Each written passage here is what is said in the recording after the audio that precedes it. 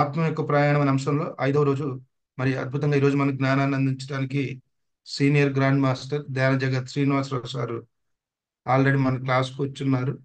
మీరు ఒక 1 minute relax అయ్యి వాటర్ కనుక తీసుకుంటే మనం క్లాస్ స్టార్ట్ చేసుకుందాం. Sir good morning sir. Srinivasarao sir, welcome sir. Good morning, good morning, good morning. Thank you. ఏం మన వాళ్ళ పార్టిసిపేషన్ తగ్గిపోయినట్టుంది.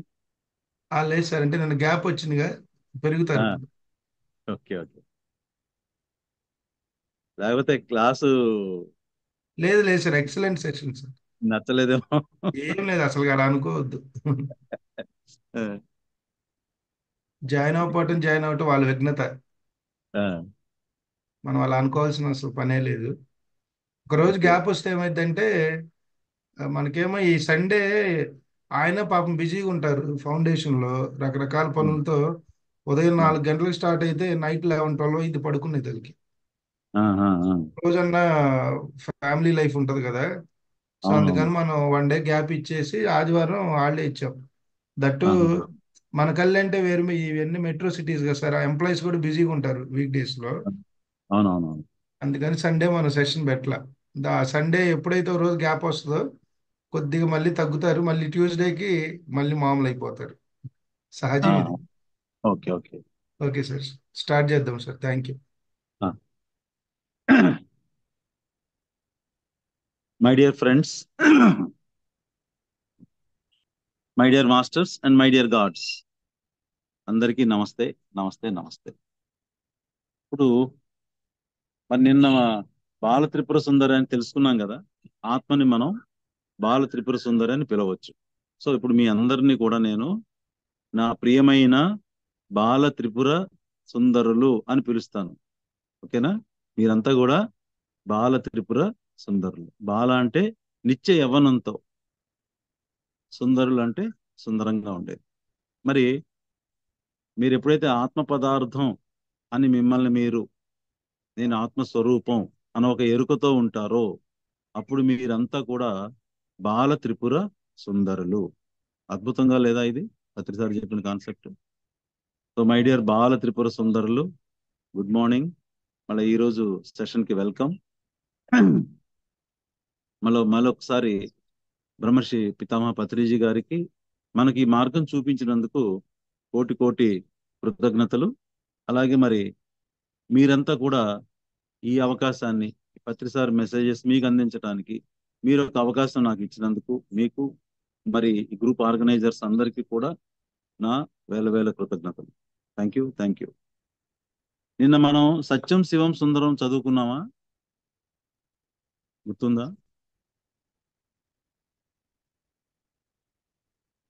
ఎవరన్నా ఒకళ్ళు? హలో సార్ వినపడుతుంది సార్, ఒక్క నిమిషం.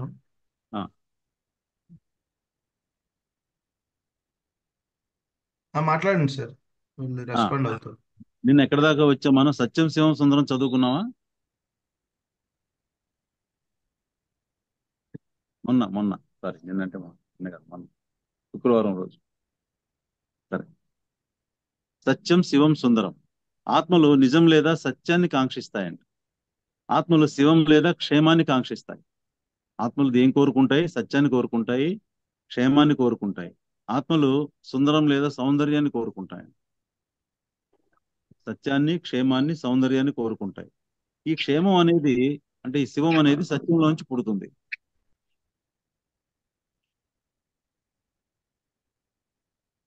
సార్ మ్యూట్ అయింది సార్, శ్రీనివాసరావు సార్. ఓకే.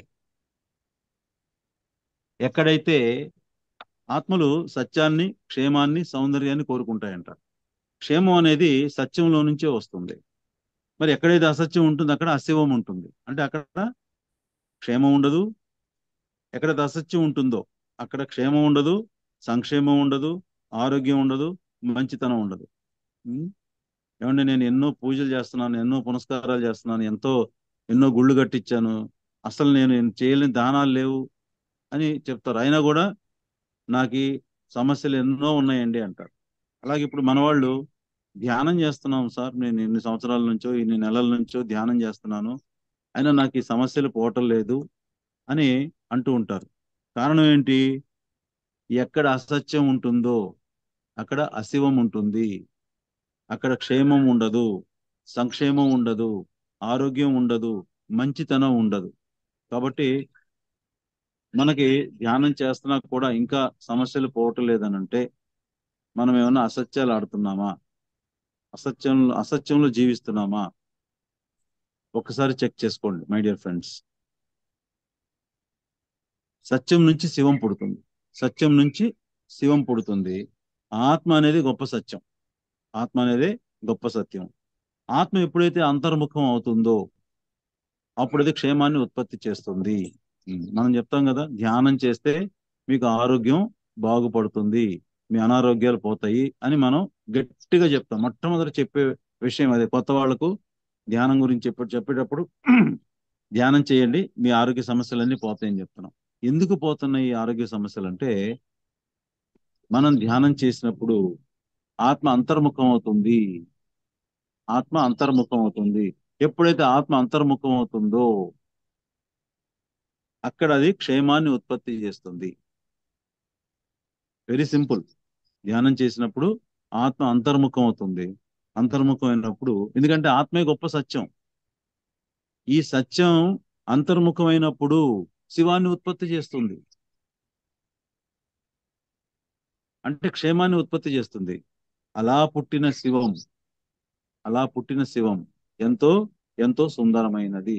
మరి మనం బాగా ధ్యానం చేసినప్పుడు, మన ఆరోగ్య సమస్యలన్నీ పోయినప్పుడు మనం ఎంతో ఒక గ్లో, ఒక చమక్ అంటారు, ఒక గ్లో వస్తుంది ఫేస్ లో.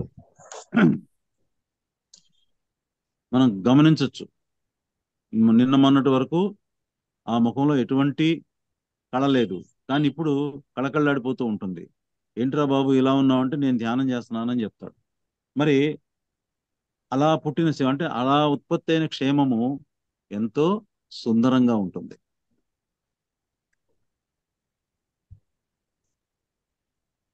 తర్వాత అసంతృప్తి. అసంతృప్తి ఆత్మ యొక్క మౌలిక స్వభావం అసంతృప్తి. ఆత్మ యొక్క మౌలిక స్వభావం ఏంటి? అసంతృప్తి. ఇది బుద్ధుడు కనుక్కున్నాడు. అంటే కోరికల వల్ల మనం దుఃఖం కలుగుతుంది, కోరికలు తీరకపోతే ఏమవుతుంది, మన లోపల ఒక అసంతృప్తి అనేది బయలుదేరుతుంది. ఈ అసంతృప్తి వల్ల మనలో కోపం, బాధ, దుఃఖం ఇవన్నీ కూడా ఈ అసంతృప్తి వల్లే కలుగుతాయి.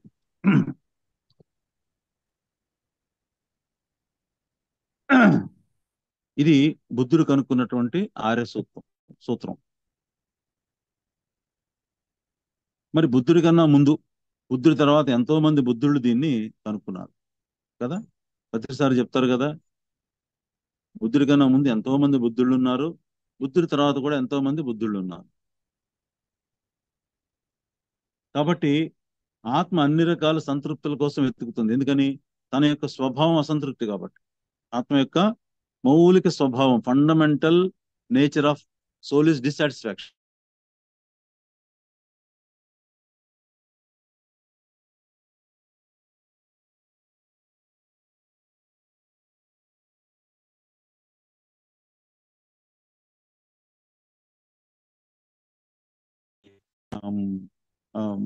డబ్బులు ఉండాలి, బాగా మనకి కంఫర్ట్స్ ఉండాలి, ఇది భౌతికమైన సంతృప్తులు.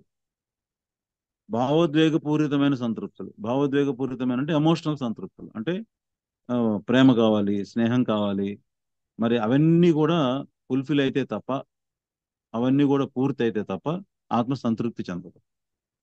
అలాగే భావోద్వేగాలు ఏమిటంటే, కోపం కూడా భావోద్వేగమే, ద్వేషము, ఇన్ని రకరకాలైన భావోద్వేగాలు ఆత్మ తెచ్చుకుంటది తన సంతృప్తి కోసం. మేధోపరమైన, మరి ఒక మంచి పుస్తకం చదువుతారు, అయితే ఒక చోట మంచి సత్సంగం చేస్తారు, మీరు ఎంతో చాలా గొప్ప జ్ఞానం తెలుసుకున్నట్టుగా ఫీల్ అవుతారు, అది మేధోపరమైన సంతృప్తి. సంఘపరమైన సంతృప్తి, మరి సంఘంలో మీరు ఉంటారు, నాలుగు మంచి పనులు చేస్తారు, 10 మందికి ఉపయోగపడతారు, మీకు కొంత రికగ్నిషన్ వస్తుంది. ఇదంతా కూడా సంఘపరమైనటువంటి సంతృప్తి, ఆధ్యాత్మికపరమైన సంతృప్తి. ఇప్పుడు మనం ధ్యానం చేస్తాము, మంచి పుస్తకాలు చదువుతాము, సత్సంగం చేస్తాము, మరి ఎక్కడో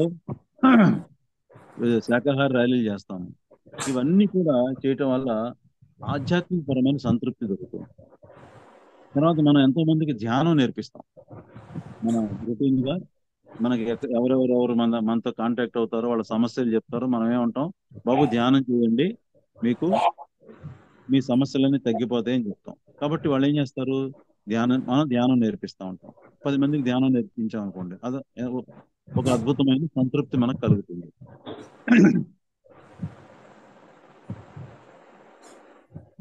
మరి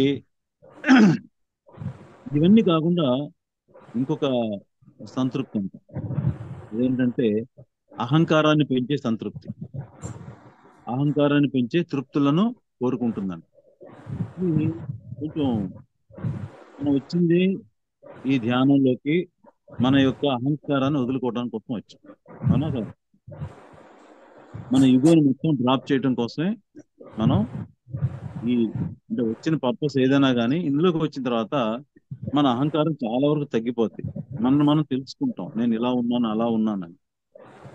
కానీ ఇక్కడ ఆశ్చర్యంగా పత్రిసారి ఏం చెప్తున్నారు, ఆత్మ అహంకారాన్ని పెంచే సంతృప్తులను కోరుకుంటున్నాడు. ఇప్పుడు అది నాకు ఇది చదివిన తర్వాత నేను ఆలోచిస్తే కొన్ని ఉదాహరణలు కనపడి నాకు. నన్ను మీ ఊళ్ళో క్లాస్కి పిలిచారు అనుకుందాం. మొట్టమొదటి నేను ఏమడుగుతాను, ఏమండి ఎంతమంది వస్తారని అంటాను. ఒక 20 మంది 10 మంది వస్తారండి. అబ్బే, అంతమంది అంత తక్కువ మంది వస్తే నేను చెప్పనండి, కనీసం ఒక 50 మంది 60 మంది రావాలని అంటాను. కండిషన్ పెడతా. అంటే ఏంటి, నేను గొప్ప గ్రాండ్ మాస్టర్ని, లేకపోతే ఇంకా ఈ రత్న అని పెట్టుకుంటాం. ఇవన్నీ కూడా మాస్టర్కి అంత తక్కువ మందికి ధ్యానం చెప్పడం లేదు లేదు. సరే, మీరు చెప్తారు సర్లేండి, ఒక 50 మంది 100 మంది ఉంటారంటే ఓకే.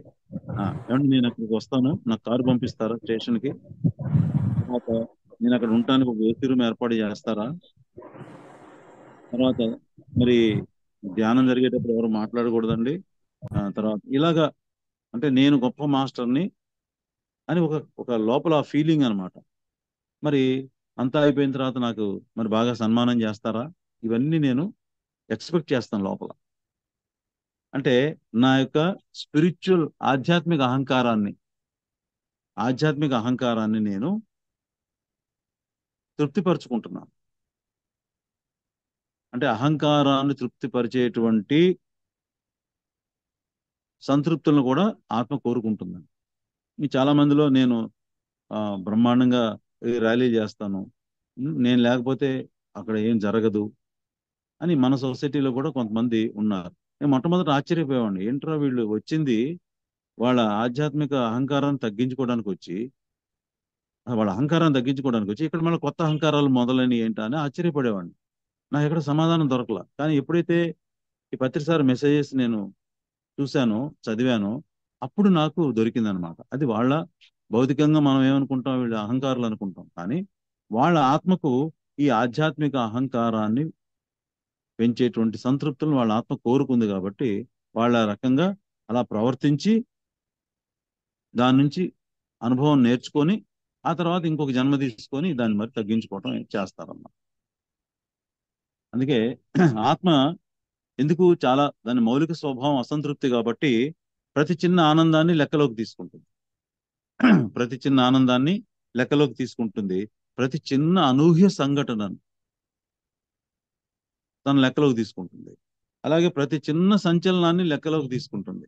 చిన్న చిన్న సంచలనాలు మనకు జరుగుతూ ఉంటాయి. ఓకే, ఉదాహరణకి ఇప్పుడు ఎక్కడో డబ్బులు పెట్టాం, ఇంట్లో కనపడలేదు, వారం రోజులు 10 రోజులు ఎతికాం, ఇంకా దానికి ఇక మనకి డబ్బులు పోయినాయి అనుకుంటాం, 5,000 10,000 ఎక్కడో పెడతాం, పోయినాయి అనుకుంటాం. ఒకరోజు సడన్ గా పరుపు కిందో దిండి కిందో కనపడతాయి. అదొక చిన్న సంచలనం, అదేం పెద్ద పెద్ద సంచలనం ఏం కాదు, ఏదో ప్యారిస్ వెళ్ళి ఈఫిల్ టవర్ ఎక్కినంత గొప్ప విషయం ఏం కాదు. అయినా కూడా అది చూడంగానే మనం ఎంతో ఆనందపడతాం. అంటే ఈ చిన్న చిన్న చిన్న సంచలనాలు కూడా లెక్కలోకి తీసుకుంటుంది. ప్రతి చిన్న దివ్య జ్ఞానాన్ని పరిగణలోకి తీసుకుంటుంది. ప్రతి చిన్న దివ్య జ్ఞానం ఎక్కడ ఎంత చిన్న దొరికినా, జ్ఞానాన్ని దొరికినా ఆత్మ తను లెక్కలోకి వేసుకుంటుంది. మరి చిన్న చిన్న అద్భుతాలను కూడా లెక్కలోకి వేసుకుంటుంది. పెద్ద అద్భుతం ఏం జరగక్కర్లేదు, పెద్ద మిరాకిల్ జరగక్కర్లేదు. చిన్న చిన్నవి, ఎవరో మీకు తెలియని వ్యక్తి పొద్దున్నే ఇంటికి వచ్చి, ఏమంటే మీకు పోస్ట్లో గిఫ్ట్ వచ్చింది అని చెప్పి ఒక గిఫ్ట్ ఇవ్వటం, ఎవరో ఫ్రెండ్ మీకు ఏదన్నా ఒక హెల్ప్ చేయటం, ఏదో ఒక చిన్న మిరాకిల్ అన్నమాట. అంత చిన్న మిరాకిల్స్ ని కూడా అది లెక్కలోకి వేసుకోండి. మనం ఏంటి, పెద్ద మిరాకిల్ జరిగితే గానీ, ఏదో లాటరీలో ₹1,00,00,000 వస్తే గానీ మనం అది అద్భుతం అనుకోం.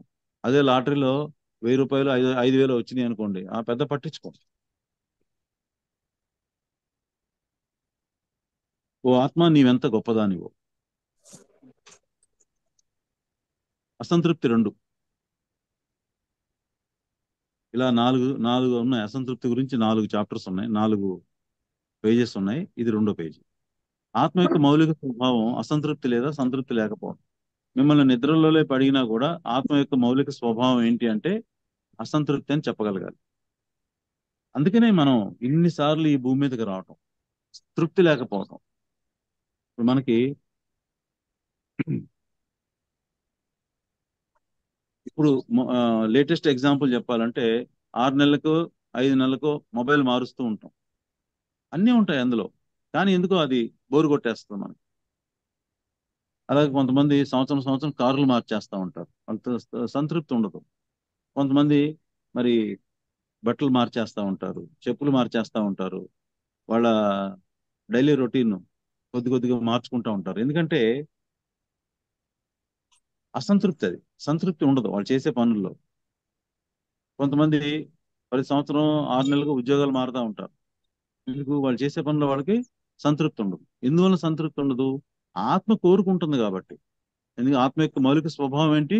సంతృప్తి లేకుండా పోవటం. కాబట్టి ఆత్మ ఎల్లవేళలా సంతృప్తి మరి కోరికల సిద్ధికి అర్రులు చేస్తున్నాను. ఆత్మ ఎల్లవేళలా సంతృప్తి మరి కోరికల సిద్ధికి అర్రులు చేస్తుంది, కానీ అది ఎప్పటికీ సిద్ధించదు, అది ఎప్పటికీ నెరవేరదు.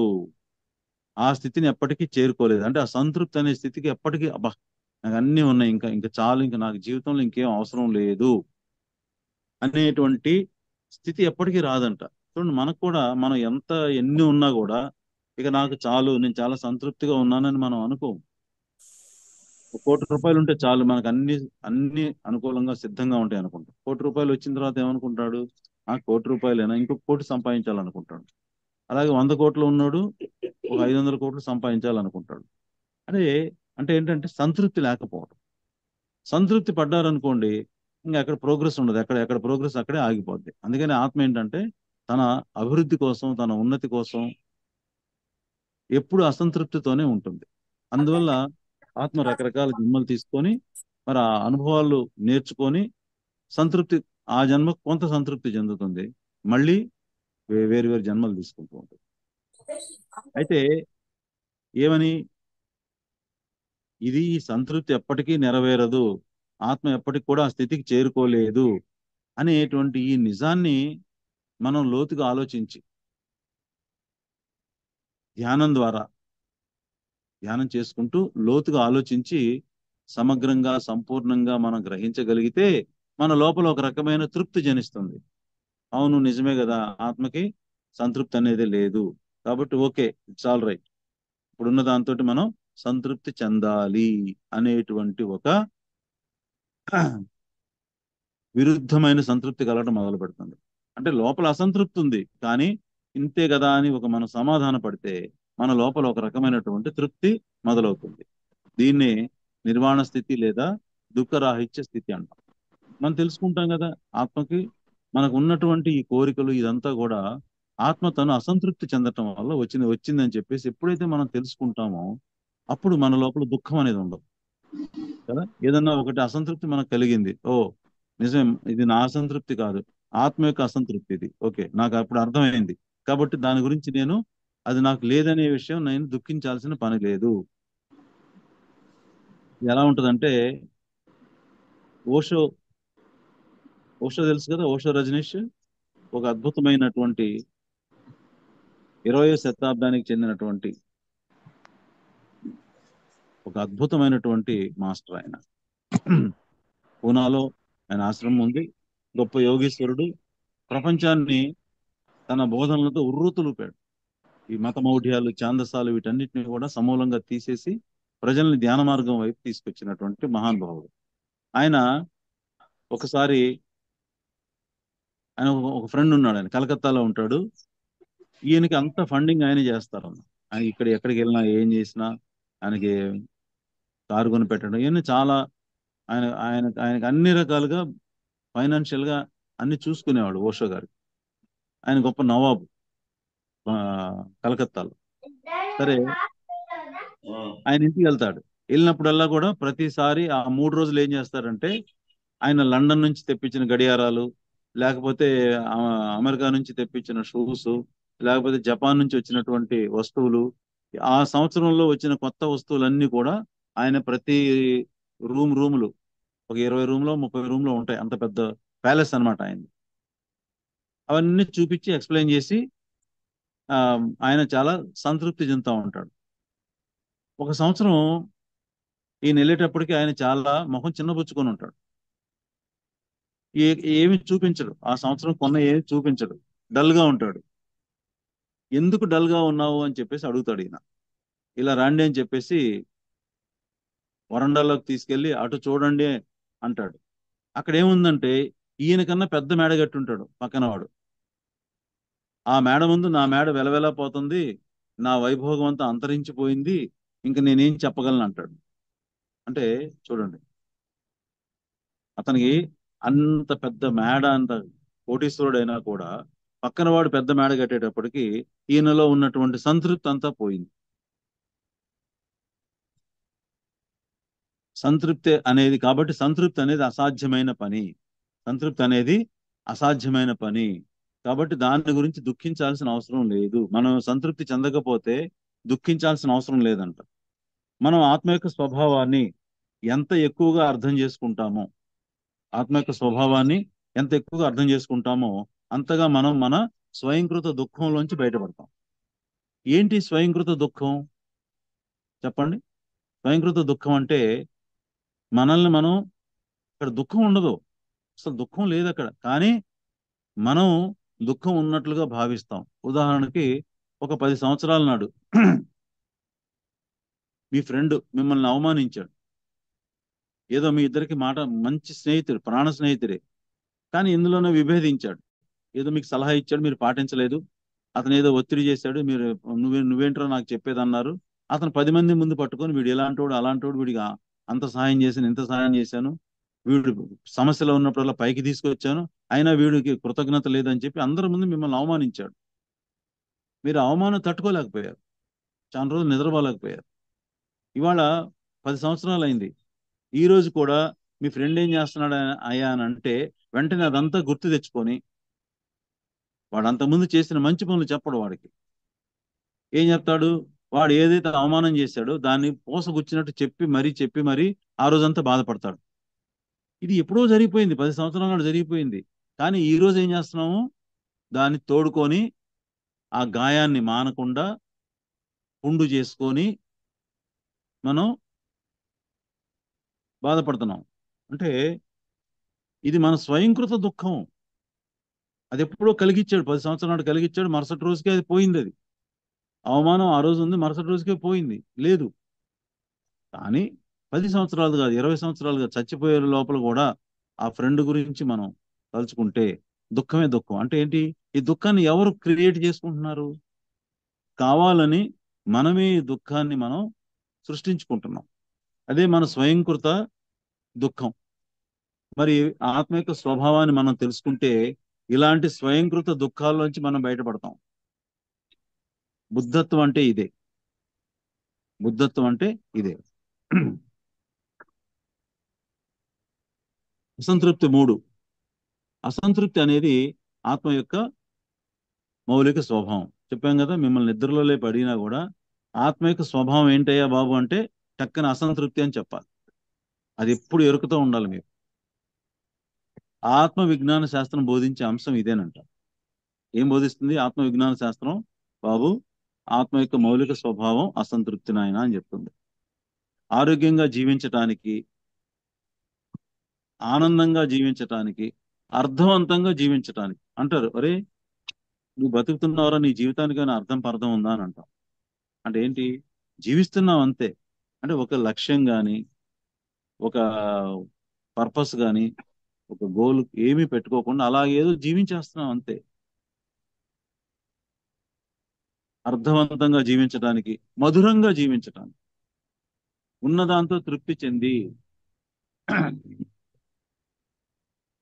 నాకన్నా లేని వాళ్ళు ఎంతో మంది ఉన్నారు, వాళ్ళతో పోలిస్తే నేను చాలా అద్భుతంగా ఉన్నాను అని ఆనందంగా జీవించటాన్ని మధురంగా జీవించటం అంటారు. ఆ వీటన్నిటికి కూడా ఇది ఆరోగ్యంగా జీవించటానికి, ఆనందంగా జీవించటానికి, అర్థవంతంగా జీవించటానికి, మధురంగా జీవించటానికి ఆత్మ విజ్ఞాన శాస్త్రమే ఆధారము.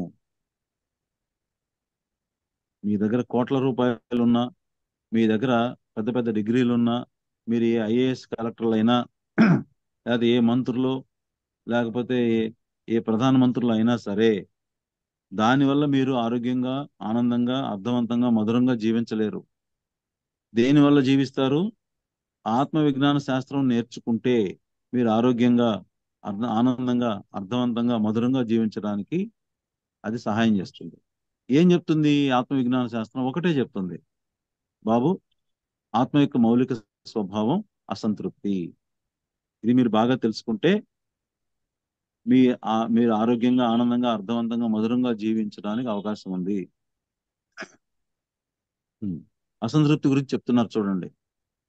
నిన్ను ఎవరూ సంతృప్తి పరచలేరు. పరచగలరా? మనల్ని సంతృప్తి పరిచేవాడు ఎవడన్నా పుట్టాడా? దేవుడు వస్తాడు మనకి, బాబు కోరిక కోరుకుంటాం, స్వామి నాకు ఒకటి కాదు 100 కోరికలు ఉన్నాయి అంటాం. అవునా? ఉమ్. ఏం చేస్తాడు దేవుడు? 100 కోరికలు తీరుస్తాడు. తర్వాత ఆయన వెళ్ళిపోయిన తర్వాత, అయ్యో నేను ఈ కోరిక మిగిలిపోయింది ఇంకోటి, నాకు ఇది అడిగి ఉండాల్సిందే అని. అవునా? ఒకసారి ఒక చిన్న జోక్ ఒకటి చెప్తాను, మీకు తెలిసిందే. ఓ దేవుడు ప్రత్యక్షం అవుతాడు, ఒకడికి ప్రత్యక్షం అయ్యి ఆ నీకు ఒక వరం ఇస్తాను కోరుకోమంటాడు. అవునా? స్వామి మీరు ఎక్కడి నుంచి వస్తున్నారంట? మీ పక్కింటి వాడి దగ్గర నుంచి వస్తున్నానయ్యా, వాడికి 3 వరాలు ఇచ్చాను, అన్ని. ఏది? వాడు బాగా ధనం కోరుకున్నాడు, మంచి అమ్మాయిని కోరుకున్నాడు, వివాహం చేసుకోవటానికి, మరి మంచి జీవితాన్ని కోరుకున్నాడు అని అంటాడు. అని నీకు మాత్రం ఒక్కటే వరం ఇస్తున్నాను అని వస్తాడు. అవునా స్వామి, ఒక్క నిమిషం ఆలోచించుకునేవాడి అని. ఒక్క నిమిషం తర్వాత, స్వామి మీరు వాడికి ఇచ్చిన 3 కోరికలు తీరకుండా కోరిక వరం ఇవ్వండి అంటాడు. వాడికి ఇచ్చిన మూడు వరాలు తీరకూడదు, అలాంటి వరం నాకు ఇవ్వండి అంటాడు. అంటే చూడండి, వీడు దేవుడు వచ్చాడు అని చెప్పేసి వరం ఇస్తున్నాడంటే, ఆ వరం కోరుకోకుండా అవతలాడు ఏం కోరుకున్నాడో అవి తీరకూడదని కోరుకుంటున్నాడు. ఇలాంటి వాళ్ళు కూడా మన దగ్గర ఉన్నారు, ఉంటున్నారు, మన చుట్టూ ఉన్నారు. మన క్షేమాన్ని కాంక్షిస్తాము, వాళ్ళు మన క్షేమాన్ని కాంక్షించరు. ఓకే, అంటే అసత్యంలో ఉన్నారు వాళ్ళు. ఎక్కడైతే అసత్యం ఉంటుందో అక్కడ క్షేమం ఉండదు, సంక్షేమం ఉండదు. కాబట్టి వాళ్ళ కోరికలు, వాళ్ళ ఆలోచనలు అలాగే ఉంటాయి. కాబట్టి ఏం చేయాలి? మనం సత్యంలో జీవించాలి, వీలైనంత వరకు. 99% జీవించండి, 100% కాదు, 99% జీవించండి, సరిపోతుంది సత్యంలో. ఎందుకంటే ఇప్పుడు మీ జేబులో డబ్బులు ఉంటాయి, ఎవడో వస్తాడు, వాడికి డబ్బులు ఇస్తే తిరిగి రావు, అప్పటికి చాలా ఇచ్చారు, రావు. మీరు ఏం చెప్తారు? నా దగ్గర లేవంటారు, కానీ జేబులో ఉన్నాయి.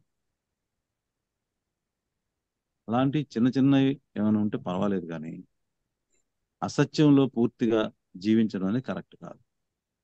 మన మన డబ్బుల కోసమో, మన బాగు కోసమో, లేకపోతే మన ఎదగటం కోసం అసత్యాలు ప్రచారం చేసుకోవటం, అసత్యాలు చెప్పడం అనేది అస్సలు మనం మానుకోవాలి. టోల్టెక్ 4 ఒప్పందాలు అనే పుస్తకం ఉంది, ఆ పుస్తకం మీరు అందరూ చదవాలి. దానిలో చాలా క్లియర్ గా చెప్తారన్నమాట. ఇంపెకబుల్ స్పీచ్ అంటే సత్యవంతమైనటువంటి మాట, అది చాలా ఇంపార్టెంట్. నిన్ను ఎవరూ సంతృప్తి పరచలేరు, ఇది చాలా ఇంపాసిబుల్. మనల్ని ఎవరూ సంతృప్తి పరచలేరు. నిన్ను నీవు తృప్తిపరచుకోలేవు. ఎందుకంటే నీకేం కావాలో తెలియదు. ఒక చిన్న ఉదాహరణ చెప్తాను. ఒక ఆవిడకి వాళ్ళ ఆయన పండక్కి చీర కొనుక్కోమని ఒక 5,000 ఇచ్చాడు. ఆవిడకి ఎప్పటి నుంచో ఆకుపచ్చ రంగు చీర కొనుక్కోవాలని ఎప్పటి నుంచో ఉంది. ఇలా జరీ ఉండాలి, ఇలా బార్డర్ ఉండాలి, ఏదో ఇలాంటి కోరికలు ఉన్నాయి ఆవిడకి. సరే, చుట్టుపక్కల ఫ్రెండ్స్ ని పిలిచింది. మా ఆయన 5,000 ఇచ్చాడు, మనం షాప్కి వెళ్ళి షాపింగ్ చేద్దామని వెళ్తారు. వెళ్ళిన తర్వాత ఏం జరుగుతుంది అక్కడ? ఆవిడ గ్రీన్ కలర్ చీరలన్నీ చూపిస్తుంది. తీసిన తర్వాత ఆ పక్కనే ఒక ఎర్ర చీర, ఇంకొక వేరే కలర్ చీర ఉంటది. ఈ పక్కన ఊరుకోకుండా, ఏమి నీకు గ్రీన్ కలర్ చీర అంత నప్పదు, ఈ పసుపచ్చ రంగు చీర చూడు అంటది. ఇక పసుపచ్చ రంగు చీరలను తీయటం మొదలు పెడతారు. ఆ పక్కన ఉన్న ఆవిడ, కాదు కాదు, కనకాంబరం రంగు చీర చూడు, అది అక్కడ కనిపిస్తుంది, అదైతే నీకు చాలా, అసలు కట్టుకుంటే అద్భుతంగా ఉంటా ఉంటుంది, అది తీస్తుంది. ఫైనల్ గా ఇంటికి వచ్చేటప్పటికి ఆ గ్రీన్ చీర మాత్రం ఉండదు. మరి ఏమైంది? ఆ లోపల అసంతృప్తి అలాగే ఉండిపోయింది. డబ్బులు ఖర్చు అయిపోయింది, చీర కొనుక్కోవడం అయిపోయింది, ఇంటికి తీసుకొచ్చుకున్నాం. ఇది కట్టుకున్నప్పుడు నాకు గ్రీన్ చీర లేదే అన్నటువంటి ఒక అసంతృప్తి ఆ లోపల ఉండిపోద్ది. అంటే నిన్ను నీవు తృప్తిపరచుకోలేవు. నిన్ను చుట్టూ ఉన్న పరిస్థితులు తృప్తిపరచలేవు. ఎంత అద్భుతమైన పరిస్థితులు ఇచ్చినా కూడా, నువ్వు తృప్తిపరచలేవు. ఉదాహరణకి బాగా దాహం వేస్తుంది, ఆకలేస్తుంది, ఉండటానికి ఒక చిన్న గూడు కూడా లేదు. ఇంక ఈ రోజు నేను చచ్చిపోతాను అనేటువంటి ఒక ఫీలింగ్ వస్తుంది అనుకున్నాం. ఎక్కడో ఎడారిలో వదిలేశారు. వెంటనే మీకు మంచినీళ్ళు ఇస్తారు. చాలు, నాకు మంచినీళ్ళు చాలు అనుకుంటాం ఆ క్షణం. తాగిన తర్వాత కాసేపటికి ఈ ఆకలి మొదలవుతుంది. అన్నం దొరికితే బాగుండు అనుకుంటాం, అన్నం దొరుకుద్ది, తినేస్తాం. నెక్స్ట్ ఏమవుతుంది? ఈ ఎండ ఇంత ఇదిగా ఉంది, ఒక చిన్న గూడు దొరికితే చాలు అనుకుంటాం, ఆ గూడు దొరుకుద్ది. ఇంకా ఆ తర్వాత నాకు ఇక మేడలు కావాలి, మిద్దెలు కావాలి, ఇవన్నీ మొదలవుతూ ఉంటాయి అనమాట. అంటే నీ చుట్టూ ఉన్న పరిస్థితులు నిన్ను తృప్తిపరచలేవు. నిన్ను వర్తమాన క్షణం తృప్తిపరచలేదు. చాలా చాలా ఇంపార్టెంట్. నిన్ను వర్తమాన క్షణం తృప్తిపరచలేదు. మీరు ఏదో ఒక గందరగోళంలో ఉంటారు. ఇంట్లో ఏదో ఒక నగ పెడతారు, ఓ 2-3 లక్షల రూపాయలు విలువైనటువంటి నగ. మీ ఆవిడ ఏం చేస్తుందంటే, లేడీస్ కదా మరి, వాళ్ళు దాన్ని ఎక్కడో పెడతారు, పెట్టి మర్చిపోతారు, అది కనపడదు, వెతుకుతూ ఉంటారు, కనపడదు. ఇంట్లంతా కంగారు కంగారు అయిపోతారు, అంతా ఈ సామాన్లు చిందరవందర చేస్తారు. అదే క్షణంలో మీ ఫ్రెండ్ వాళ్ళ అబ్బాయికి ఉద్యోగం వచ్చిందని ఒక పెద్ద స్వీట్ ప్యాకెట్ పట్టుకొని వస్తాడు మీ ఇంటికి. ఆ వర్తమాన క్షణం, మరి ఆ స్వీట్ ఎంతో బాగుంటుంది, మీకు ఇష్టమైన స్వీట్ తీసుకొస్తారు. మీరు ఆ స్వీట్ తిని ఆనందపడతారా? లేకపోతే నిన్నో మొన్నో పెట్టిన నగ కనపడలేదని చెప్పి గందరగోళంలో ఉంటారా? ఆ గందరగోళంలోనే ఉంటారు, దాని నుంచి బయటికి రాలేరు. సర్లే బాబు, తర్వాత రా అని చెప్తారు. అది అక్కడ పెట్టి తర్వాత రా అంటారు, ఆ స్వీట్ మీరు తినరు. అంటే ఈ వర్తమాన క్షణం, ఇప్పుడు ఈ క్షణం ఆనందించాల్సినటువంటి విషయం, కానీ ఆనందించలేము. అంటే వర్తమాన క్షణం నిన్ను తృప్తిపరచలేదు. ఏ భవిష్యత్తు ఈ ఆత్మను తృప్తిపరచలేదు. మనకు తెలుసు భవిష్యత్తు మనకి ఇలా జరగాలి, అలా కోరుకుంటాం, కానీ అది జరగదు. కాబట్టి ఏ భవిష్యత్తు కూడా ఆత్మను తృప్తిపరచలేదు. ఆత్మకు ఏది కలపలేము, ఆత్మ నుంచి ఏది తీసివేయలేము కదా. ఆత్మకి ఏమైనా కలపగలమా మనం? ఈ ఆత్మ పైకి వెళ్ళేటప్పుడు మీ మేడలో మిద్దులు దాన్ని కలిపి ఇచ్చేసి పంపిస్తారా? ఇస్తారా? లేదు. ఆత్మలో ఉన్నటువంటి గొప్ప అనుభవాలు ఉంటాయి. మరి పైకి వెళ్ళేటప్పుడు ఏం చేస్తుంది? అనుభవాలు ఏమైనా మీకు ఇచ్చి వెళ్ళిపోద్దా? మీ శరీరానికి ఇచ్చి వెళ్ళిపోద్దా? లేదు, తను తీసుకెళ్ళిపోద్ది. అంటే ఆత్మకు ఏది మనం కలపలేము, ఆత్మ నుంచి ఏది తీసివేయలేము. మనము శాశ్వతంగా మన ఆత్మస్థితిలో బంధింపబడి ఉన్నాము, అంతే కదా. మనం ఎందులో బంధింపబడి ఉన్నాం? ఆత్మస్థితిలో బంధింపబడి ఉన్నాం. ఎందుకంటే దాని ఇష్టం, అది ఏ రకమైన జన్మ తీసుకోవాలో ఆ రకమైన జన్మ తీసుకుంటుంది. ఎక్కడ జన్మ తీసుకోవాలి అక్కడ జన్మ తీసుకుంటది. ఎటువంటి జన్మ తీసుకోవాలి అటువంటి జన్మ తీసుకుంటుంది. దొంగగాను తీసుకోవచ్చు, దొరగాను తీసుకోవచ్చు, ఏ జన్మ అయినా సరే తీసుకోవచ్చు. కాబట్టి మనం అందరం కూడా ఈ ఆత్మస్థితిలో బంధింపబడి ఉన్నాం. ఇంకేం చేస్తాం? ఏమైనా చేయగలమా? దీని నుంచి బయటపడగలమా? లేదు కదా. కాబట్టి నీ అసంతృప్తులను లెక్కించకు. నీ అసంతృప్తులను లెక్కించకు. అవి ఎక్కడ ఉన్నా, ఎలా ఉన్నా, ఎలాంటి స్థితిలో ఉన్నా సరే, అవి సంభవించిన ప్రతిసారి కూడా తాత్కాలికంగా అయినా సంతృప్తి చెందు. అమ్మయ్య, ఈరోజు నాకు ఈ స్వీట్ దొరికింది అని సంతోషించు. ఈరోజు నాకు ఇదేదో తెలుసుకున్నాను, సంతోషించు. అంటే తాత్కాలికంగానైనా సరే సంతృప్తి చెందు. అవే మన అదృష్టాలు. ఈ చిన్న చిన్న సంతృప్తులు ఎక్కడ నెరవేరినాయో అవే మన అదృష్టాలు. ఆ చిన్ని సంతోషాలకే కృతజ్ఞుడవై ఉండు. ఆ చిన్ని సంతోషాలకే కృతజ్ఞుడవై ఉండు. అయినప్పటికీ అయినప్పటికీ ఆత్మకు అసంతృప్తి ఎప్పటికీ నిలిచి ఉంటుంది. ఆత్మకు అసంతృప్తి ఎప్పటికీ నిలిచి ఉంటుంది అనే విషయాన్ని మరిచిపోవద్దు. ఓకే, సో ఫ్రెండ్స్, ఇది అర్థమవుతుంది కదా? ఎక్కడైనా అర్థం కాకపోతే దయచేసి మీరు రాసుకొని తర్వాత అడగండి. నోట్బుక్ లో రాసుకొని అడగండి. ఆత్మకు అసంతృప్తి ఎప్పటికీ నిలిచి ఉంటుంది అనే విషయాన్ని మర్చిపోవద్దు. ఎందుకు మర్చిపోవద్దు? మనం ఎలాగో అసంతృప్తే ఉంటుంది కాబట్టి ఇంకా దాని గురించి మనం బాధపడాల్సిన అవసరం లేదనేది మనకే వస్తుంది. ఉదాహరణకి మీరు ఒక మంచి ఒక 4-5 గదులు ఇంట్లో ఉండాలి అని అనుకుంటారు. అనుకున్నాక మీకున్నటువంటి బడ్జెట్కి, మీకున్నటువంటి దీనికి 2 గదులలో 3 గదులలో మీరు కట్టుకోగలుగుతారు. అవునా? మరి కొంత అసంతృప్తి ఉంటుంది. పెద్ద ఇంట్లో ఉండేటువంటి కంఫర్ట్స్ ఇక్కడ నాకు లేవు అని అసంతృప్తి ఉంటుంది. కానీ ఏం చేస్తాం? తప్పదు కదా. అప్పుడు ఏం చేస్తాం? ఈ ఇంట్లోనే, ఈ చిన్న ఇంట్లోనే మనకు కావాల్సిన సౌకర్యాలన్నీ మనం అమర్చుకుంటాం. అమర్చుకొని ఏం చేస్తాము? కొంత తృప్తి పడతాం. అలాగే ఇక ఎలాగో మనకి అంత పెద్ద ఇల్లు లేదు కాబట్టి ఈ చిన్న ఇంట్లోనే మనం సర్దుకోవాలి అని అనుకున్నప్పుడు అందులోనే ఆనందంగా, తృప్తిగా సర్దుకుంటారు. అసంతృప్తి 4. ఆత్మ శాశ్వతమైనది. ఆత్మ ఏంటి? శాశ్వతమైనది. కాబట్టి రోజులు, జీవిత కాలాలు లెక్క పెట్టొద్దు. ఏమండి, నాకు 40 ఏళ్ళు వచ్చినాయండి, 50 ఏళ్ళు వచ్చినాయండి, 60 ఏళ్ళు వచ్చినాయి, మనం లెక్క పెడుతూ ఉంటాం మన వయసుని. కానీ ఆత్మ అలా కాదు కదా. అది ఎప్పటికీ నిలిచి ఉండేది. ఆత్మ శాశ్వతమైనది. కాబట్టి రోజులు, జీవిత కాలాలు లెక్క పెట్టవద్దు. ఆత్మ ఎప్పటికీ నిలిచి ఉంటుంది. ఆత్మ నిరంతరం నిలిచి ఉంటుంది. కాబట్టి ఇంకా కంపల్సరీగా ఉంటుంది. ఇప్పుడు ఉదాహరణకి మీకు అసలు మీరు చేసే ఉద్యోగానికి, వ్యాపారానికి రిటైర్మెంట్ లేదనుకుందాం. మీరు బ్రతికినంత కాలం ఉద్యోగం, వ్యాపారం చేయాలని అనుకుందాం. ఇక మీకు రిటైర్మెంట్ ప్లాన్స్ అనేవి ఉండవుగా. నేను రిటైర్ అయితే అలా చేస్తాను, ఇలా చేస్తాను, ఆ ఊరు వెళ్తాను, ఈ ఊరు వెళ్తాను, ప్లానే ఉండదు ఇంకా. కాబట్టి ఇంకా ప్లాన్లన్నీ వదిలేస్తారు. అలాగే ఆత్మ ఎప్పటికీ నిలిచి ఉంటుందనే సత్యం మనకు తెలిస్తే ఇక మనం తొందరపాటును వదిలేస్తాం. ఉరుకులు పరుకులు ఆపేస్తాం లేదా? విచారాన్ని వదిలిపెడతాం. ఈ ఆత్మ సంపూర్ణ శక్తి స్వరూపం. ఈ ఆత్మ ఏంటి? సంపూర్ణ శక్తి స్వరూపం. కాబట్టి మనం మన స్వయం శక్తిని తవ్వి తీసుకుందాం. మన స్వయం శక్తిని తవ్వి తీసుకుందాం. ఇలా మన సొంత ఆత్మశక్తిని తవ్వుకోవటమే ధ్యానం అంటే. ధ్యానం చేస్తే ఏమవుతుంది? మన ఆత్మశక్తిని మనం తీసుకుంటాం.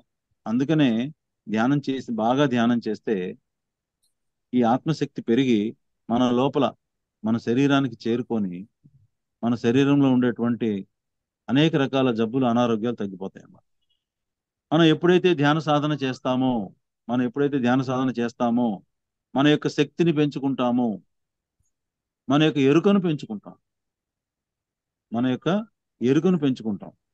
ఎప్పుడైతే ఇంకా మనలో సత్యాన్ని గ్రహించే శక్తిని మనలో పెంచుకుంటాం.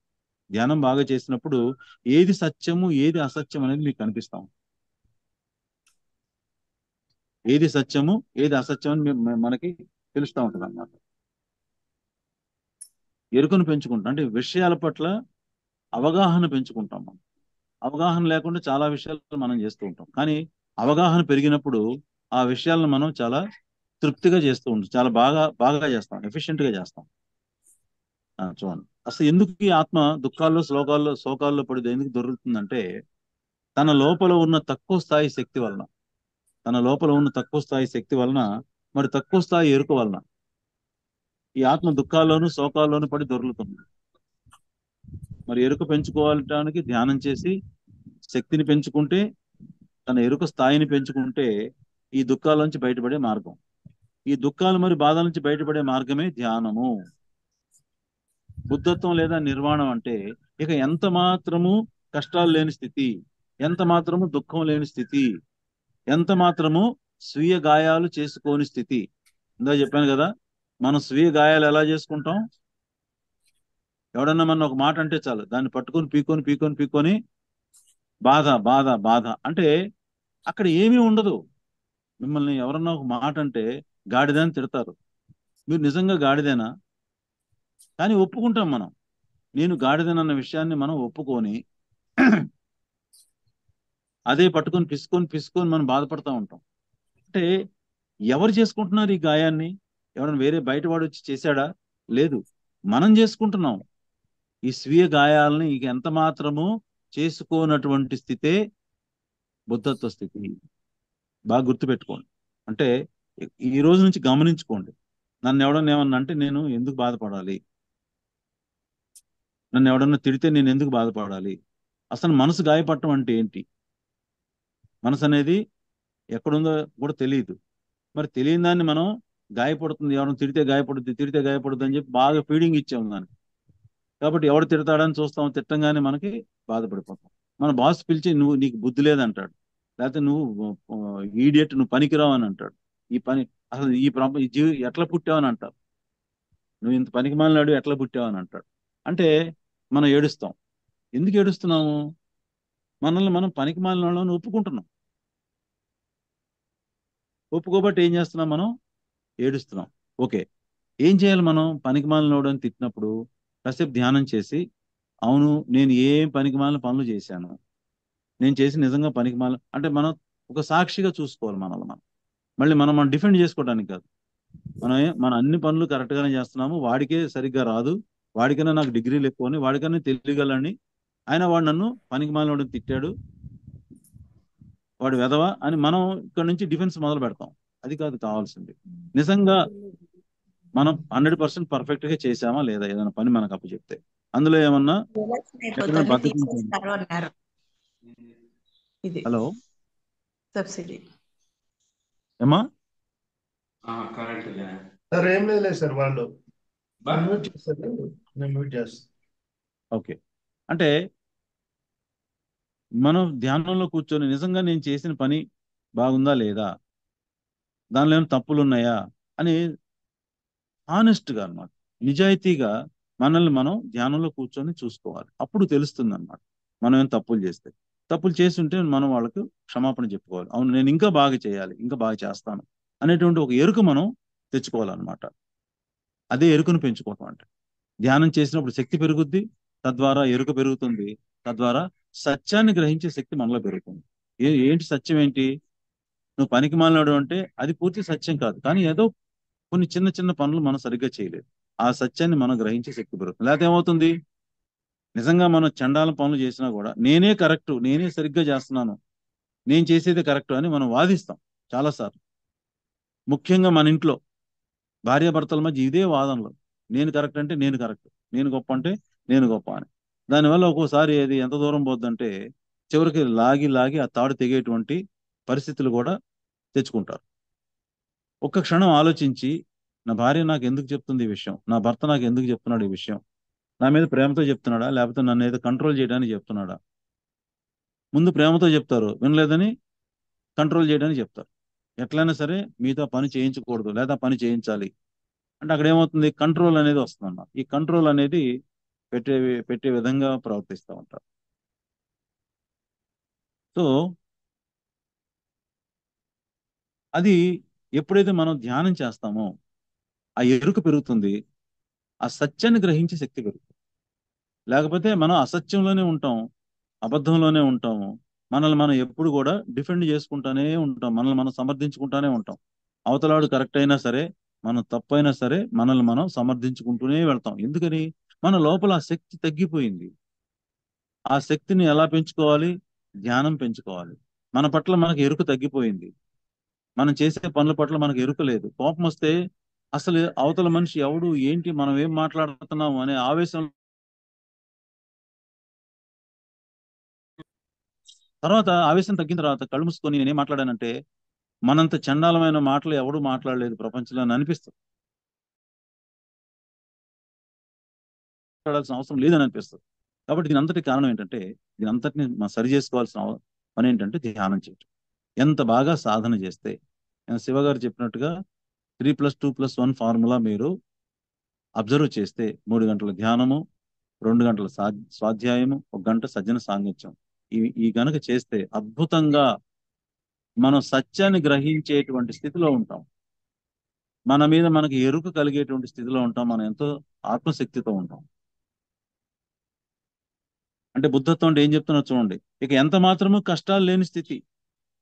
కష్టాలని మనకి 1 వస్తే 2 వస్తే మన భావనలతో మనం 100 ఫీల్ అవుతాం. భాషా సినిమా చూసారా? ఈ భాష ఒకసారి చెప్తే 100 సార్లు చెప్పినట్టే అని, మనకు ఒకసారి కష్టం వస్తే 100 సార్లు కష్టం వచ్చినట్టే కదా. మన భావన అలా ఉంటుంది. ఎంత మాత్రము దుఃఖం లేని స్థితి. మరి తెలుసుకుంటున్నారు, సత్యం తెలుసుకున్నాక దుఃఖం ఎక్కడి నుంచి వస్తుంది? ఇంకా మీ దుఃఖం ఎందుకు వచ్చిందనే సత్యం మీరు తెలుసుకుంటే ఇక దుఃఖం ఉండదు కదా. స్వీయ గాయాలు చేసుకునే పరిస్థితి ఇప్పుడు మనకు తెలిసిపోయింది. మనకి ఎవరన్నా ఏమన్నా అన్నా కూడా అది ఎక్కడ మనకు అతుక్కోలేదు, ఏమి అవ్వలేదు, మనం సత్యాన్ని గ్రహించాము. కాబట్టి ఇక స్వీయ గాయాలు మనం చేసుకోకూడదు అనే ఒక నిర్ణయం తీసుకోండి ఈ రోజు నుంచి. అప్పుడు బుద్ధత్వం అంటే ఇంకా చెప్తున్నారు. బుద్ధత్వం అంటే ఇవే కాకుండా ప్రతి ఒక్కరికి సర్వకాల సర్వావస్థల యందు కూడా ధ్యానాన్ని బోధించటమే బుద్ధత్వం అంటే. ఇవాళ ఎక్కడికో మెడిటేషన్ చెప్పాలి, ఏమండి ఇవాళ కుదరదండి, మా అబ్బాయికి నేను ఇవాళ పాయసం చేసి పెడతానని ప్రామిస్ చేశాను, అది చేయాలండి, టైం పడుతుందండి, నేను మీతో రాలేనండి అను. లేకపోతే ఇవాళ ఎండ ఎక్కువగా ఉందండి, అక్కడికి నేను ధ్యాన ప్రచారానికి రాలేనండి. అది ఇవాళ వర్షం పడుతుందండి, ధ్యాన ప్రచారానికి రాలేనండి. ఇలా ఏదో ఒక సాకులు చెప్పడం అనేది ఉంది చూసారా. అలా కాకుండా సర్వకాల సర్వావస్థల యందు ధ్యానాన్ని బోధించటమే బుద్ధత్వము. బుద్ధుడు మరి కాలినడకన ప్రపంచ దేశాలు కొన్ని, అంటే మన మన చుట్టుపక్కల ఉన్న బర్మా ఇవన్నీ కూడా ఆయన తిరిగారు. మన భారతదేశం అంతా తిరిగారు. కాలినడకతో భారతదేశం అంతా తిరిగి మరి ధ్యానం చెప్పారు. ఇంత చేసినా కూడా, ధ్యానం చేసినా, శక్తిని పెంచుకున్నా, ఎరుకను పెంచుకున్నా, సత్యాన్ని గ్రహించే శక్తిని పెంచుకున్నా, ఇంత చేసినా కూడా ఆత్మకు అసంతృప్తి అలాగే నిలిచి ఉంటుంది. ఆత్మకు ఎందుకు మనం ఎన్ని ఉన్నా కూడా అప్పుడప్పుడు పక్కదారులు పడుతున్నాం, మన ట్రాక్ పక్కకి వెళ్ళిపోతుంది. ఎందుకంటే మన లోపల ఉన్న ఆత్మకు ఇంకా అసంతృప్తి అలాగే నిలిచి ఉంటుంది. ఇన్ని చేసినా అరే మనం ఇలా ఎందుకు చేస్తున్నాము అంటే, నా ఆత్మకు అసంతృప్తి ఉన్నది. ఈ ఎరుకను సదా కలిగి ఉన్నవాడే బుద్ధుడు. మరి నెక్స్ట్ అసంతృప్తి గురించి మనం నాలుగు మాటలు చెప్పుకున్నాం. ఏంటి? ఆత్మ ఎప్పుడు కూడా, ఆత్మ యొక్క మౌలిక స్వభావం ఎప్పుడు అసంతృప్తిగానే ఉంటుంది. మరి నువ్వు ఎంత చేసినా ఏం చేసినా కూడా ఈ అసంతృప్తి అనేది నిలిచి ఉంటుంది. మన మన ఆత్మశక్తిని మనం తవ్వి తీసుకోవటమే ధ్యానం అంటే. ధ్యానం బాగా చేస్తే మనకు అసంతృప్తి కొంచెం కాబట్టి కొంచెమైనా తగ్గుతుంది, ఎరుక పెరుగుతుంది, సత్యాన్ని గ్రహించే శక్తి పెరుగుతుంది. కాబట్టి ధ్యానం అనేది బాగా చేయాలి అని చెప్తున్నారు. అయినా కూడా ఆత్మలో ఎప్పుడు అసంతృప్తి అనేది ఉంటుంది అనే సత్యాన్ని, అనే ఎరుకను మీరు ఎప్పుడు మర్చిపోవద్దు. ఎందుకంటే ఆత్మ యొక్క బేసిక్ ఫండమెంటల్ నేచర్, మౌలికమైనటువంటి మూల స్వభావం ఏంటంటే అసంతృప్తి. అది ఉండటం వల్లే ఈ ప్రపంచం అంతా ఇంతమంది 800 కోట్ల మంది, 800 కోట్ల రకాలుగా ఉన్నాం మనం. ఏ ఇద్దరిని మీరు గమనించండి, ఏ ఇద్దరు ఒకలాగా ఉండరు. ఒక ఇంట్లో పుట్టిన నలుగురు కూడా ఒకలాగా ఉండరు. వాళ్ళల్లో కూడా ఏ ఒక్కళ్ళు మిగతా వాళ్ళలాగా ఉండరు. ఎందుకంటే ఈ ఆత్మలో ఉన్నటువంటి అసంతృప్తి వలన రకరకాల జన్మలు, రకరకాల వేషాలు మనం తీసుకొని ఇక్కడికి వచ్చాం. 800 కోట్ల మంది 800 కోట్ల వేషాలు వేసుకునే వచ్చారు. ఇప్పుడు రామాయణంలో రాముడు ఒక్కడే ఉంటాడు, లేదా రావణుడు ఒక్కడే ఉంటాడు. ఇద్దరు రాములు ఇద్దరు రామాయణులు ఉంటే ఆ రామాయణం ఎలా ఉంటది? అభాస్పాలవుద్ది. అలాగే ఏ ఒక్కడు కూడా మిగతా రెండో వాడిలాగా ఉండడు. సంతృప్తి. ఇప్పుడు సంతృప్తి గురించి చెప్తున్నారు పత్రి సార్. ఆత్మ యొక్క స్వభావాన్ని, స్వయం యొక్క స్వభావాన్ని, అంటే మీ యొక్క సొంత స్వభావాన్ని, ఆత్మ యొక్క స్వభావాన్ని, కంటికి కనిపించే ప్రపంచం యొక్క స్వభావాన్ని, ఈ కంటికి కనిపించే ప్రపంచం యొక్క నేచర్ని, ఈ స్వభావాన్ని, కంటికి కనిపించని ప్రపంచాన్ని, కంటికి కనిపించని ప్రపంచం ఎప్పుడు కనిపిస్తుంది? మీరు కళ్ళు మూసుకున్నప్పుడు కనిపిస్తుంది, అంటే ధ్యానం చేసినప్పుడు కనిపిస్తుంది. కంటికి కనిపించని ప్రపంచం యొక్క స్వభావాన్ని సరిగ్గా అర్థం చేసుకున్నట్లయితే సంతృప్తి అనేది జనిస్తుంది.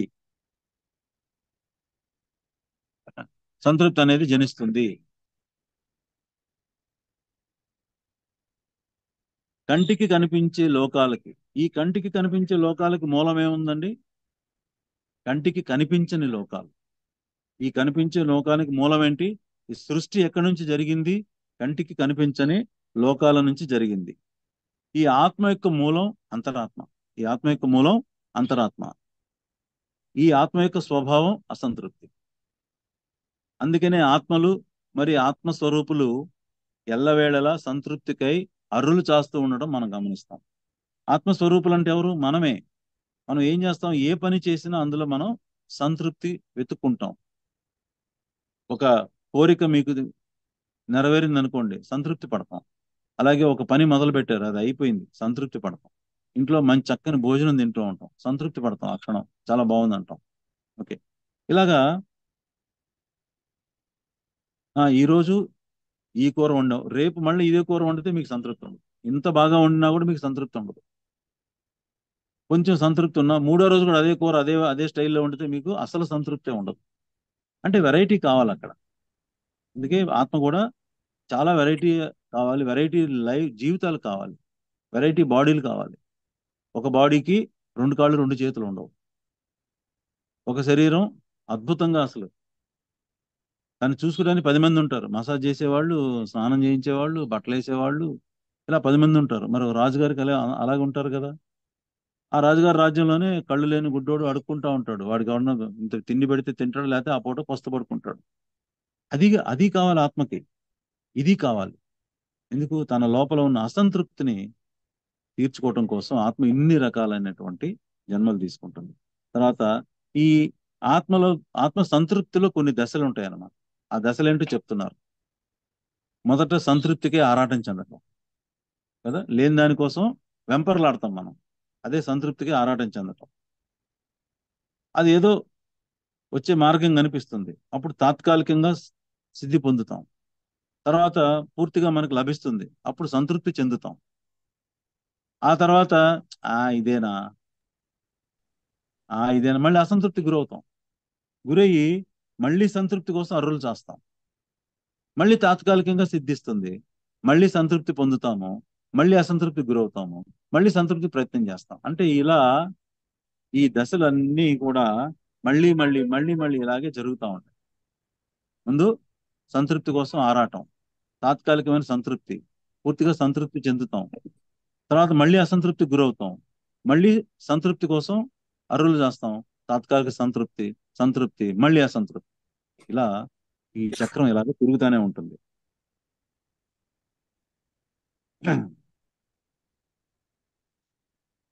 ఎప్పుడైతే ఈ స్వభావాన్ని, అంటే ఈ ఆత్మ యొక్క స్వభావాన్ని, దీని పట్ల మనకు అవగాహన కలుగుతుందో, అర్థం చేసుకునే అవగాహన కలుగుతుందో, అప్పుడు మనలో సంతృప్తి అనేది కలుగుతుంది.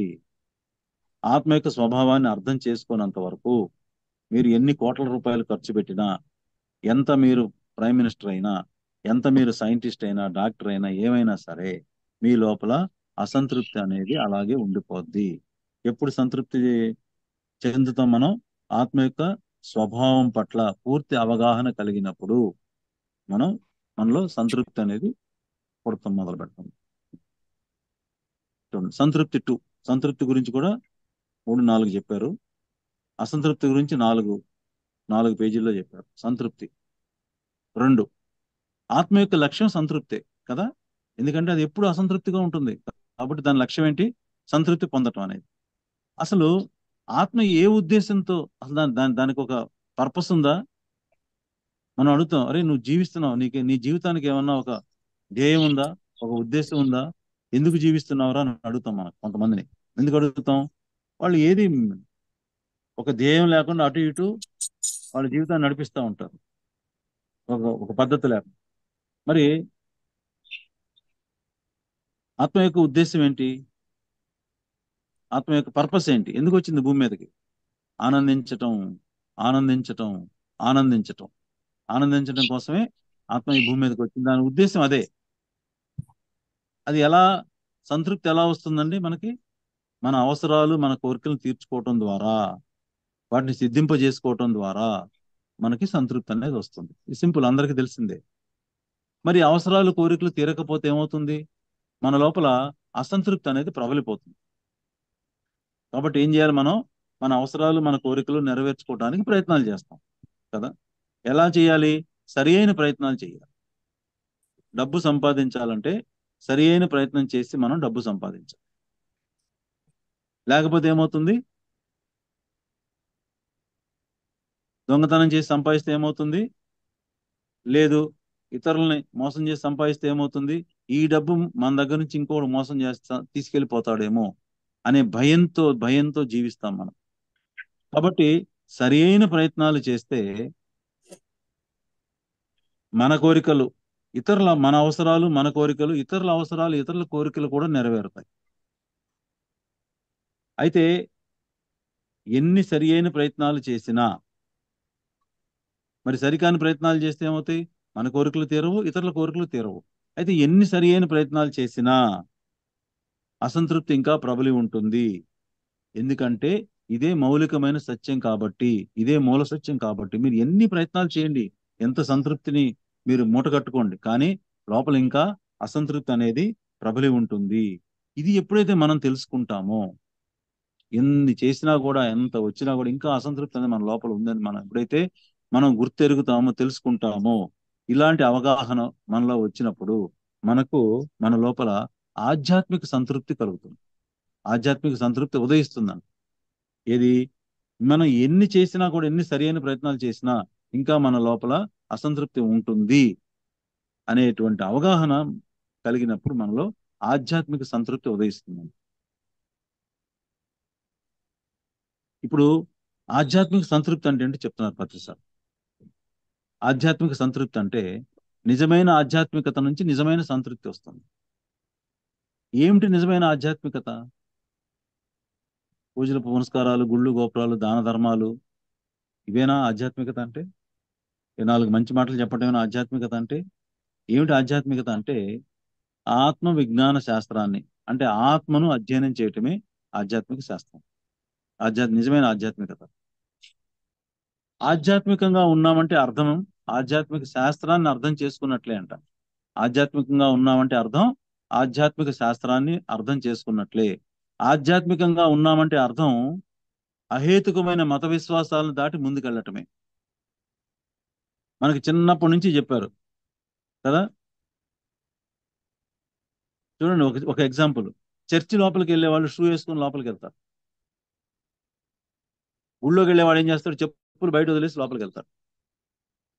చెప్పులు అనేది లోపల రానివ్వరు గుళ్ళో. కానీ చర్చిలో ఎందుకు షూ వేసుకొని, చెప్పులు వేసుకొని లోపలికి వెళ్తారు? ఇదొక విశ్వాసం. మనం చెప్పులు వేసుకొని వెళ్ళకూడదు అనేది ఒక విశ్వాసం. దాన్ని మనం ప్రశ్నించాం. అక్కడ బోర్డు అలాగే ఉంటుంది, దాన్ని అలాగే వెళ్తాం. అలాంటివి మరి ఎన్నో అహేతుకమైన మత విశ్వాసాలు ఉన్నాయి.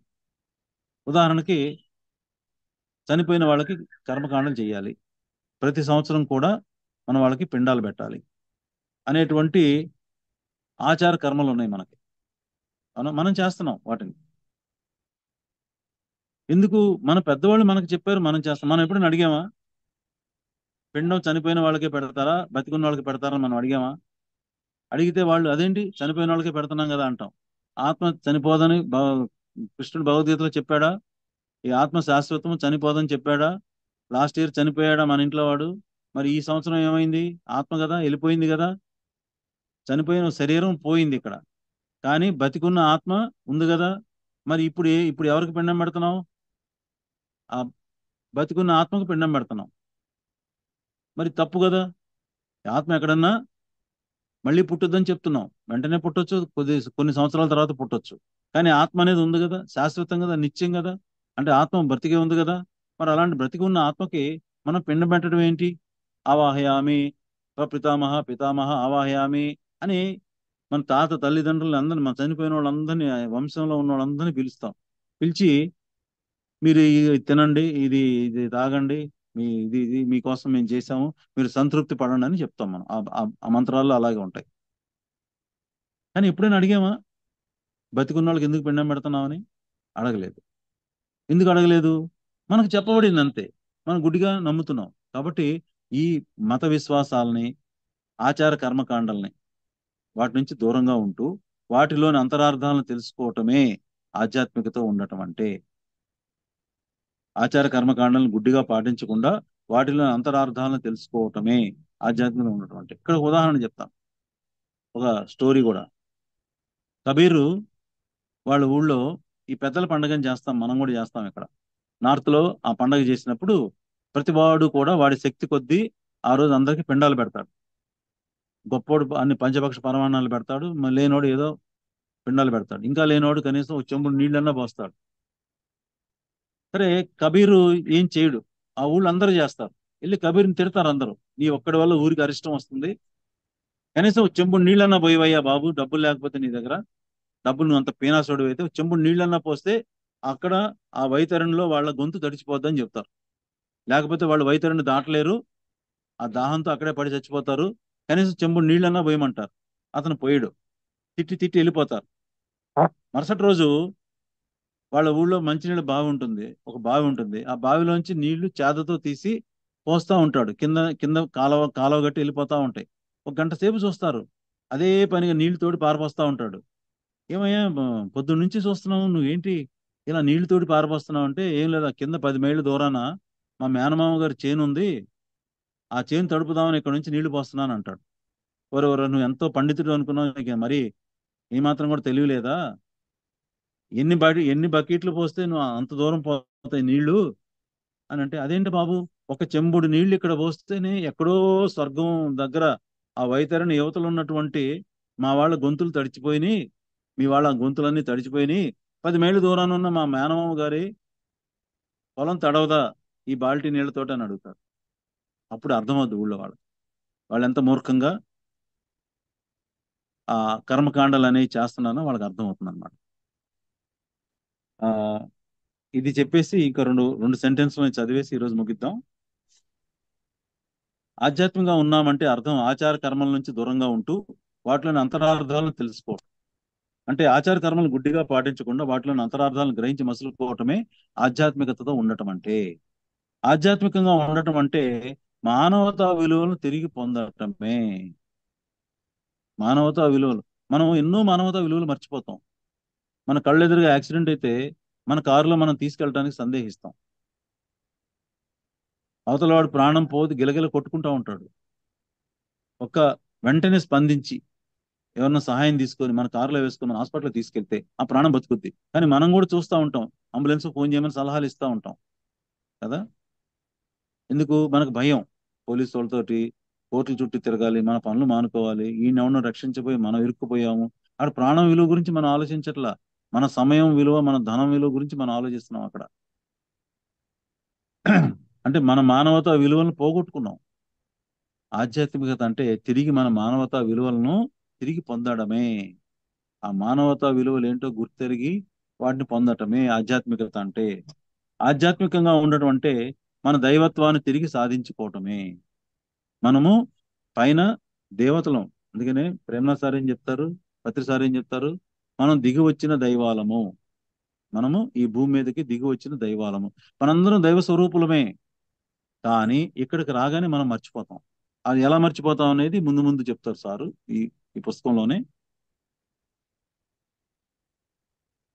ఆధ్యాత్మికంగా ఉండటం అంటే మన దైవత్వాన్ని తిరిగి పొందటమే. ధ్యానం బాగా చేసి మనల్ని మనం ఆత్మస్వరూపులుగా అంగీకరించి మన దైవాలుగా అంగీకరించటమే మన దైవత్వాన్ని తిరిగి పొందటము. మనందరం కూడా వృక్ష దైవాలుగా తయారయ్యేటువంటి మార్గంలో ఉన్నటువంటి చిన్న బీజ దైవాలం. ఈ బీజ దైవం ఏమవ్వాలి? వృక్షం అంత అవ్వాలి. ఎప్పుడైతే ఆధ్యాత్మిక శాస్త్రవేత్తల యొక్క రచనలు చదువుతామో, చూడండి, ఆధ్యాత్మిక శాస్త్రవేత్తల యొక్క రచనలు చదువుతామో అప్పుడు మనం ఆధ్యాత్మికంగా సంతృప్తి చెందుతాము. అందుకే పత్రిసారు కొన్ని వేల పుస్తకాలు చదివారు ఆయన. మనం కనీసం కొన్ని వందల పుస్తకాలను మన జీవితంలో చదువుదాము.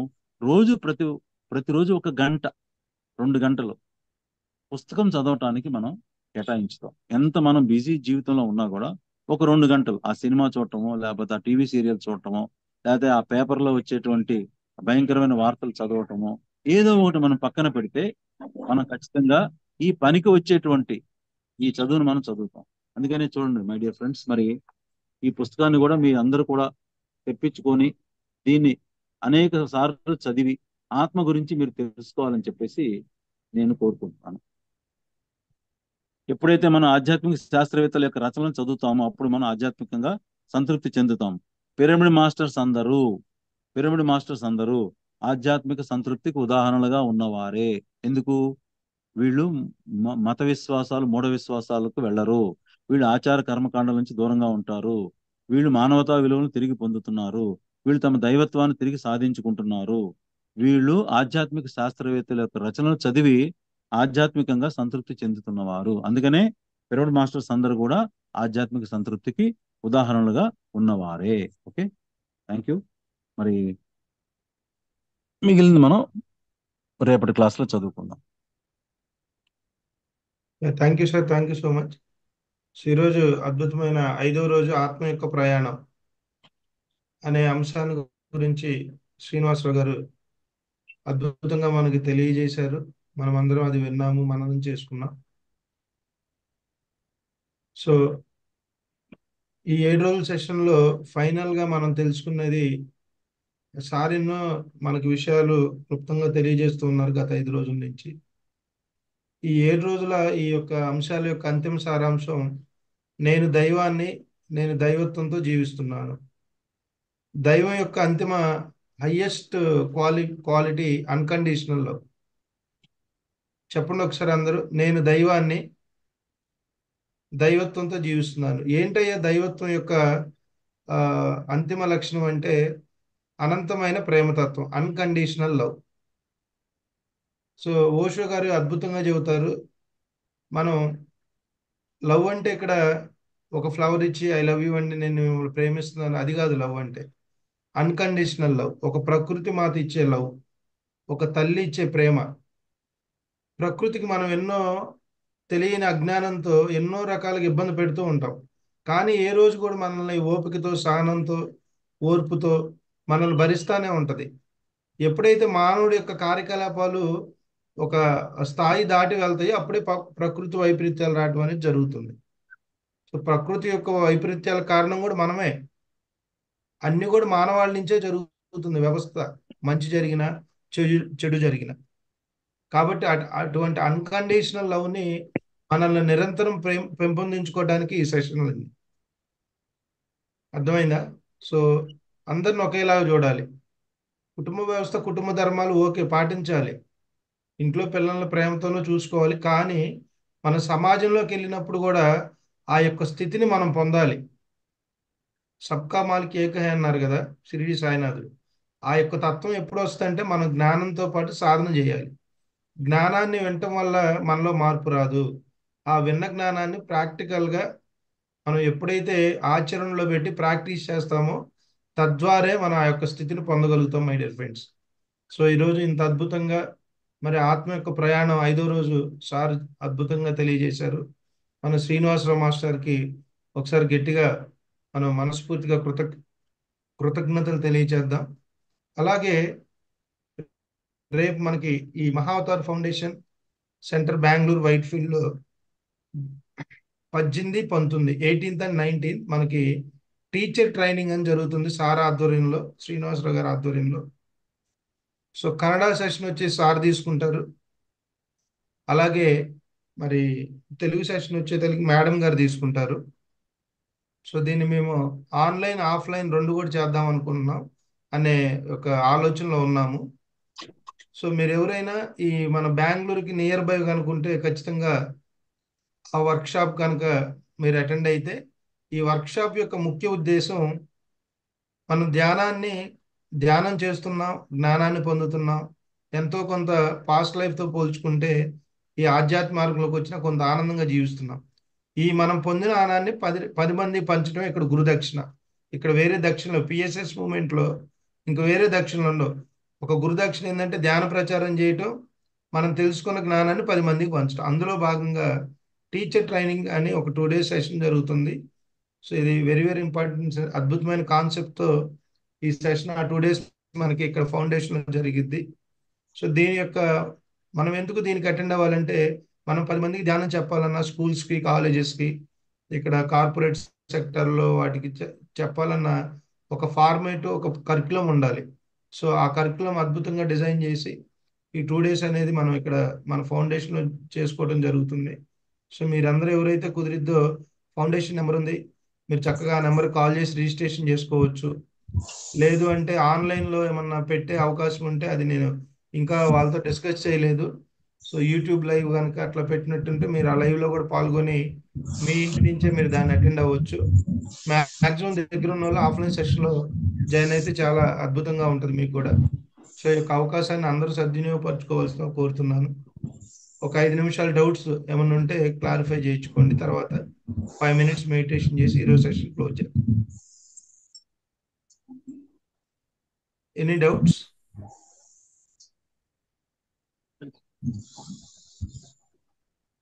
సార్ రాధాకృష్ణ సార్ మాట్లాడండి, అన్మ్యూట్ చేసుకో. సార్ నాది 2 సార్. ఒకటి ఏంటంటే ఇప్పుడు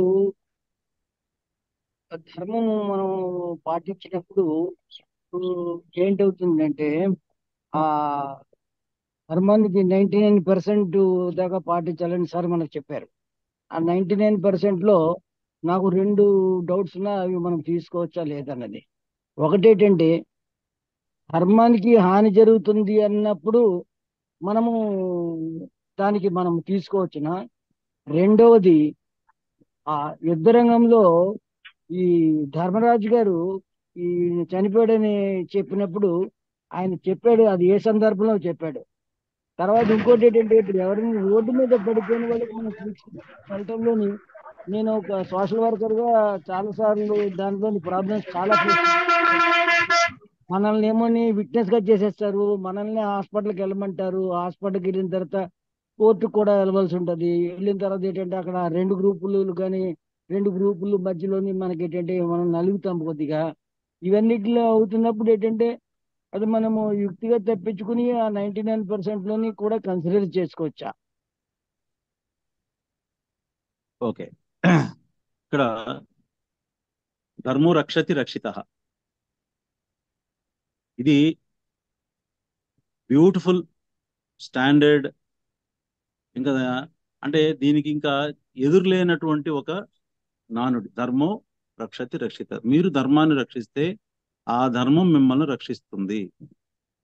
ఓకే, ఇప్పుడు మీ ఎదురుగా ధర్మానికి అన్యాయం జరుగుతూ ఉంది. ధర్మానికి మీ ఎదురుగా మీ కళ్ళకి మీకు కనపడింది. ఆ ధర్మాన్ని రక్షించాలంటే ఏం చేయాలి? ఆ అన్యాయాన్ని మీరు ఎదిరించాలి. అదే మీకు టెస్టింగ్. ఇప్పుడు మీరు ఎప్పుడైతే మీరు మా గాయపడిన వాడిని జాయిన్ చేశారో అన్ని వేళలా అది జరగదు, ఎప్పుడో జరుగుతుంది. కోర్టుకి వెళ్ళాల్సి వస్తే వెళ్ళాల్సి ఉంటుంది. ఓకే, వెళ్ళినప్పుడు మనం విట్నెస్ ఇవ్వాల్సి వస్తుంది. అంటే ధర్మం, మనం ఏం చూసాము, మనం ఏం చేసాము అనేది కోర్టులో చెప్పడం అనేది చాలా ముఖ్యం. మరి కోర్టులు న్యాయబద్ధమైన తీర్పులు ఎప్పుడు ఇస్తాయి? ఎప్పుడైతే ఈ చూసిన వాళ్ళు కరెక్ట్గా అక్కడ న్యాయబద్ధంగా చెప్పినప్పుడు అక్కడ న్యాయబద్ధంగా తీర్పు వస్తుంది. ఓకే, దానివల్ల కొన్ని కష్టాలు ఉంటాయి, ఒత్తిళ్ళు ఉంటాయి. కానీ వాటికి మీరు నిలబడగలుగుతున్నారా లేదా? ఆ నిలబడగలగటమే మీ ధర్మము. ఆ ధర్మాన్ని మీరు అనుసరిస్తున్నారా లేదా అనేది చాలా ముఖ్యం. ఇప్పుడు ధర్మరాజు అబద్ధం ఏం చెప్పాడు? అశ్వత్థామ హతః కుంజరహ అన్నాడు, అంతేనా? దానివల్ల ద్రోణాచార్యుడు బాణాలు కింద పడేశాడు, ద్రోణాచార్యుడిని చంపేశారు. ఇక్కడ ధర్మరాజు ధర్మం పాటించాడా, అసత్యం ఆడాడా అనేది వస్తుంది. ధర్మరాజు అనేది అసత్యం అనేది ఆడడు. అందుకనే ఏం చేశారు? అశ్వత్థామ ఆ, అశ్వత్థామ అనే పేరు గల ఒక ఏనుగుని చంపేశారు. చంపి అశ్వత్థామ హతః కుంజరహ అన్నాడు. ఈ కుంజరహ అనేటప్పుడు పక్క నుంచి కృష్ణుడు ఏం చేశాడు, వేరే వాళ్ళతోటి ఏదో బాకా ఊదిచ్చారు. సౌండ్ ఏదో పెద్ద సౌండ్ క్రియేట్ చేశారు. చేయటం వల్ల అది వినపడలేదు ద్రోణుడికి. ద్రోణుడు మరి అంటే తన విచక్షణ జ్ఞానాన్ని కోల్పోయాడు.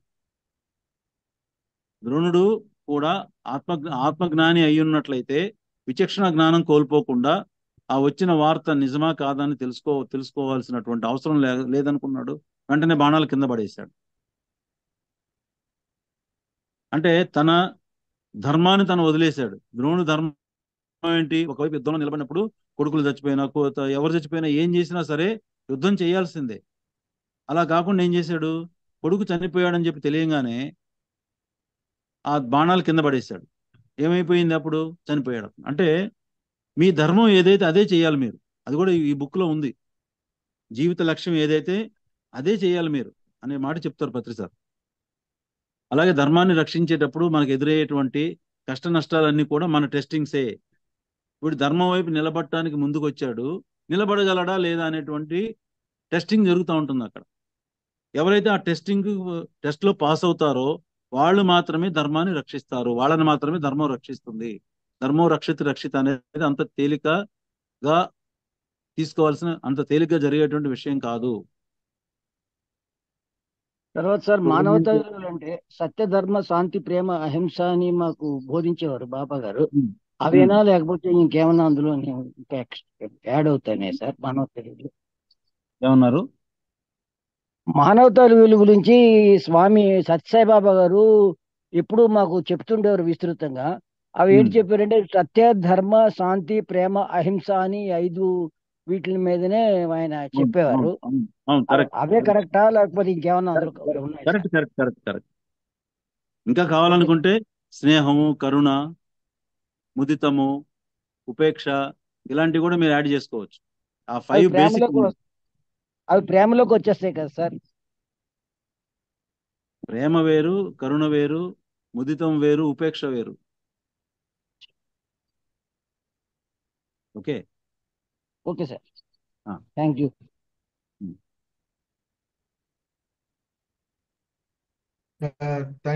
Thank you sir. ఇంకెవరైనా క్వశ్చన్ అడుగుతారా?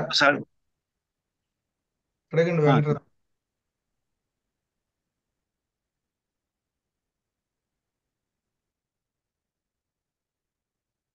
చెప్పండి సార్.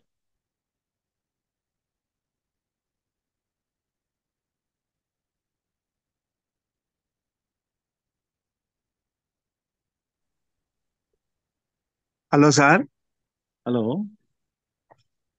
ఇప్పుడు ఆయన అస్త సన్యాసం చేశాడు కదా, అది వినిపించకుండా కృష్ణుడు కదా చేసింది. అప్పుడు ఎవరి లోపం అన్నట్టు?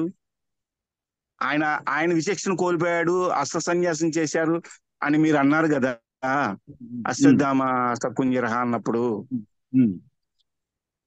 మరి అది వినిపించకుండా చేసింది కృష్ణుడు కదా, ఆయనది కదా ఆ లోపం.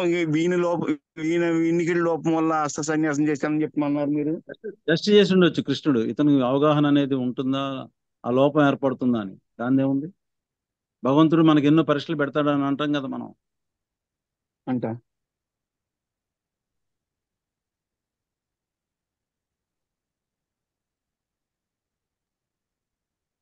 ఓకేనా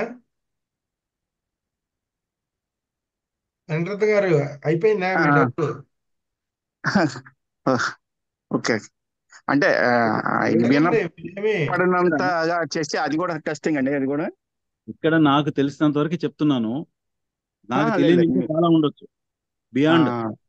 సో మీరు సాటిస్ఫై కాకపోతే ఇంకా దీన్ని వేరే ఇంకెక్కడైనా ఏదైనా మాస్టర్ మీరు అడగొచ్చు. లేదు సారీ సార్, అట్లా ఆ ఉద్దేశంతో కాదు అడిగింది నేను. అలాని కాదు. నేను ఉన్నాను, నేను ఒకటి అడుగుతాను, నా బాలకృష్ణ గారిని అడుగుతాను, నాకు సాటిస్ఫాక్షన్ రాదు. ఆయన చెప్పింది నాకు అంటే నా లాజిక్ మైండ్ కూడా ఉంటుంది కదా, ఆ లాజిక్ మైండ్ యాక్సెప్ట్ చేయనప్పుడు నేను మళ్ళీ ప్రేమనాథ్ గారిని అడుగుతాను, సార్ ఇలా ఉంది, మన బాలకృష్ణ గారు ఇలా అన్నారు అంటే అప్పుడు బాలకృష్ణ గారు ఎందుకన్నారు అనే విషయం చెప్తారు ఆయన. అప్పుడు నేను సాటిస్ఫై అవుతాను. అదే అట్లా అదే ఓకే ఓకే సారీ సారీ ఇది నాలెడ్జ్ అనేది నిరంతరం నేర్చుకునే విషయం ఇది. అవును ఒక చోట ఆగేది కాదు. ఓకే,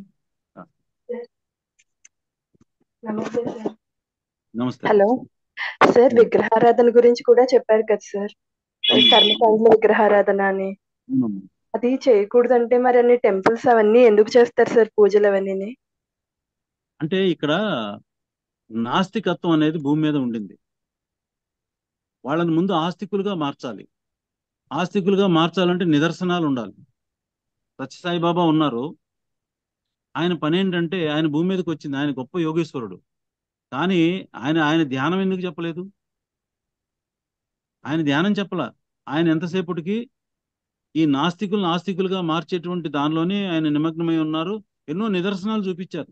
శివలింగాలు తీసి చూపించడం, బూడిద విభూది తీసి చూపించడం, మరి ఎక్కడో ఉన్నటువంటి జపాన్ లో ఉన్నటువంటి వాచ్ని ఇక్కడ సృష్టించటం, ఇవన్నీ కూడా గొప్ప నిదర్శనాలు. ఈ నిదర్శనం ఉంటేనే నాస్తికుడు ఆస్తికుడు అవుతాడు, లేకపోతే దేవుడు ఎక్కడున్నాడు అంటాడు. మరి వాడు మొట్టమొదటి మెట్టు అది. ఆస్తికత్వం మొట్టమొదటి మెట్టు దేనికి? ఆధ్యాత్మికతకి. మరి వాళ్ళందరినీ చేయాలంటే ఏదో ఒకటి ఉండాలి అక్కడ. ఆ గుడికి వెళ్తే ఈ పని జరుగుద్ది, ఆ దేవుడు ఈ పని చేస్తాడు, ఆ పని చేస్తాడని చెప్తారు. వాడు ఒక నమ్మకంతో వస్తాడు. ఒక జబ్బు చేసింది, జబ్బు చేసినప్పుడు వాడు తగ్గట్లేదు, నేను ఫలానా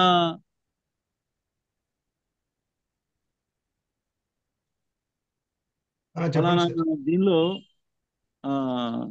ఎవరో మెసేజ్ పెట్టారు, ఎందుకు పెట్టారు ఏంటో తెలియలేదు నాకు. అది తర్వాత మాట్లాడదాం సార్, నేను చెప్తాను. నేనే ఓకే. అయితే అలాగా ఈ ఈ ఒక నమ్మకంతో వెళ్ళాలి అక్కడికి. చెప్తారు, నేను మొన్న వెళ్ళాను, నా జ్వరం పూర్తిగా తగ్గిపోయిందంటే సరే, సగం నమ్మకంతో వెళ్తారు అక్కడికి. వెళ్ళిన తర్వాత అక్కడ ఎంతో మంది మరి హై ఎనర్జీ సోల్స్ అక్కడికి వస్తాయి, వచ్చి ఆ టెంపుల్ దర్శించుకుంటాయి. అందువల్ల అక్కడ ఒక ఎనర్జీ సిస్టమ్ అనేది డెవలప్ అవుతుంది. ఆ ఎనర్జీ సిస్టంలోకి వెళ్ళంగానే మైండ్ మారిపోతుంది. మనం బయట ఎంత అలజడిలో ఉన్నా కానీ గుడిలోకి వెళ్ళేటప్పటికి ఒక రకమైన ప్రశాంతత. ఈ అలజడి అంతా గుడి బయట వదిలేసి లోపలికి వెళ్తాం ఎంతో కొంత. సో ఆ ఎనర్జీ సిస్టంలో ఏమిటంటే అతని నమ్మక వ్యవస్థ బలపడిపోతుంది. నాకు జబ్బు తగ్గిపోద్ది, నేను దండం పెట్టుకున్నాను, మొక్కుకున్నాను, జబ్బు తగ్గిపోతే నేను డొనేషన్ ఈ టెంపుల్కి డొనేషన్ ఇస్తాను, టెంకాయలు కొడతాను, ఏదో మొక్కుకుంటాడు. అది ఆ నమ్మక వ్యవస్థ వల్ల తగ్గిపోద్ది. ఉదాహరణకి ఆ తగ్గిన వెంటనే అతను ఏం చేస్తాడు? దేవుడి మీద నమ్మకం పెంచుకుంటాడు. నమ్మకం పెంచుకొని భక్తి మార్గంలోకి వస్తాడు. భక్తి మార్గమే ఆధ్యాత్మికతలో మొదటి మెట్టు. అయితే మనం అక్కడ ఆగిపోకూడదు. మన ధ్యానం అనేది ఇంకా పై మెట్టు. ఆ పై మెట్టుకి మనం ఎక్కాలంటే కింద మెట్టు వదలాలి. ఈ విగ్రహారాధనలోనే మనం ఉంటే మనం అక్కడే ఆగిపోతాం. అందుకని మనం ఏం చేయాలి? దాన్ని వదిలేస్తే గానీ పై మెట్టుకి చేరలేము. ఇప్పుడు ధ్యానం అనే మెట్టు మనం వచ్చిన తర్వాత కింద అవసరం లేదు. ఇప్పుడు మీరు 10th క్లాసు చదివిన తర్వాత ఇంటర్మీడియట్కి వస్తారు, అదే పియూసీకి వస్తారు. పియూసీకి వచ్చినా ఇంకా 10th క్లాస్ మీకు అవసరం లేదు, ఆ సిలబస్ అవసరం లేదు. అలాగే పియూసీ పాస్ అయినా డిగ్రీకి వస్తారు, మళ్ళీ మీకు పియూసీ సబ్జెక్ట్ సిలబస్ అవసరం లేదు. అంటే ఇది ఈ విగ్రహారాధన వదిలితేనే మనం ఇక్కడికి చేరుతాం. అంతేగాని అది పూర్తిగా తప్పు, దాన్ని ఖండించాలి, విగ్రహాలన్నింటినీ ఎరగొట్టాలని ఎవరు చెప్పరు. అక్కడి నుంచి వదిలేసి ఇక్కడికి రమ్మని చెప్తున్నారు. ఇంకా అవసరం లేదు. కొన్ని జన్మలు మనం భక్తి మార్గంలో ఉన్నాం, ఈ జన్మే కాదు. ఇప్పుడు మనకి ధ్యానం అనేది అంటుకుంది. మనకి అంటుకున్నప్పుడు మనం ఆ మార్గాన్ని వదిలి ఈ అంతకన్నా గొప్ప మార్గంలో మనం వచ్చాం కాబట్టి ఇంకా ముందుకెళ్ళాలి. అది చెప్పేది. పితృలోకాలు అంటారు కదా సార్, మరి పితృలోకాలు ఉంటాయి, అవన్నీ చెయ్యాలి, అక్కడ వాళ్ళు శాంతించాలి, అవి ఇవని చెప్తారు కదా సార్. అదేనమ్మా, పితృలోకాల్లో ఆత్మలు ఉంటాయి. అవునా? అవును సార్. ఆత్మ అనేది జీవించి ఉంటుందా లేకపోతే చనిపోయి ఉంటుందా?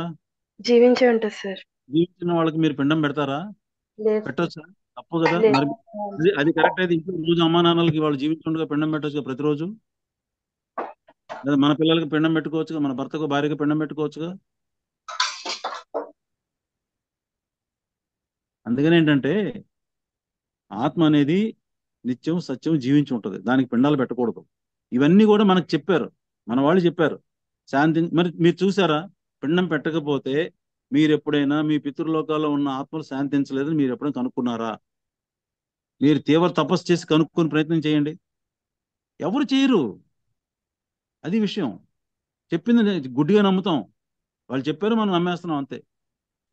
మనం చెప్పాను కదా, మనసు ఉందని చెప్పంగానే మనం నమ్మేస్తాం, మనసు గాయపడిందని కానీ మనం నమ్మేస్తాం, అదే మనం కూడా ఫాలో అవుతాం. అలా తరచి చూసామా అసలు మన మనసు ఎక్కడుంది, దానికి ఏం గాయమైంది, ఎలా గాయమైంది అని ఎప్పుడన్నా మనం చూసామా? చూడలేదు. ఎవరైనా తిట్టగానే మనసు గాయపడిపోద్ది అంతే. ఎందుకు? వాళ్ళు మనకు నేర్పించారు. నిన్ను ఎవరు తిట్టినా నీ మనసు నా మనసు గాయపడింది, నీ మనసు కూడా అలాగే గాయపడుద్ది బాబు అని చెప్పంగానే ఫిక్స్ అయిపోతాం మనం. వీటన్నిటికీ ఫిక్స్ అయిపోయాం. పితృలోకాలు, ఆ లోకాలు, ఈ లోకాలు అవి వాళ్ళు శాంతించవు. మరి ఇందాక కబీరు గురించి చెప్పాను కదా, వాళ్ళు ఊళ్ళో వాళ్ళంతా తెలుసుకున్నారు. ఇక్కడ చెంబుడు నీళ్లు పోస్తే అక్కడికి వెళ్ళినప్పుడు ఒక బకెట్ నీళ్లు పోస్తే 10 మైళ్ళ దూరాన్ని వెళ్ళటలేదు. కాబట్టి అవి మనం యాక్సెప్ట్ చేయటానికి, మనం వాటిని అంగీకరించటానికి మన లోపల శక్తి ఉండాలి. అదే ఆ శక్తి కోసం మనం ధ్యానం చేస్తాము. మన ఆత్మశక్తి బాగుంటే మనం అంగీకరిస్తాం, సత్యాన్ని తెలుసుకుంటాం. అదే సత్యానికి దగ్గర అవటం అంటే అదే సత్యం. ఏంటి? కర్మకాండలు చేయకుండా ఉండటమే సత్యం. దానికి దగ్గర అవుతాం మనం. పక్క వాళ్ళు కూడా చెప్తాం, ఎదురింటి వాళ్ళు కూడా చెప్తాం, ఇదే చెప్తాం. చనిపోయిన వాళ్ళకి పెడతామా, బతికిన వాళ్ళకి పెడతామని చెప్తాం.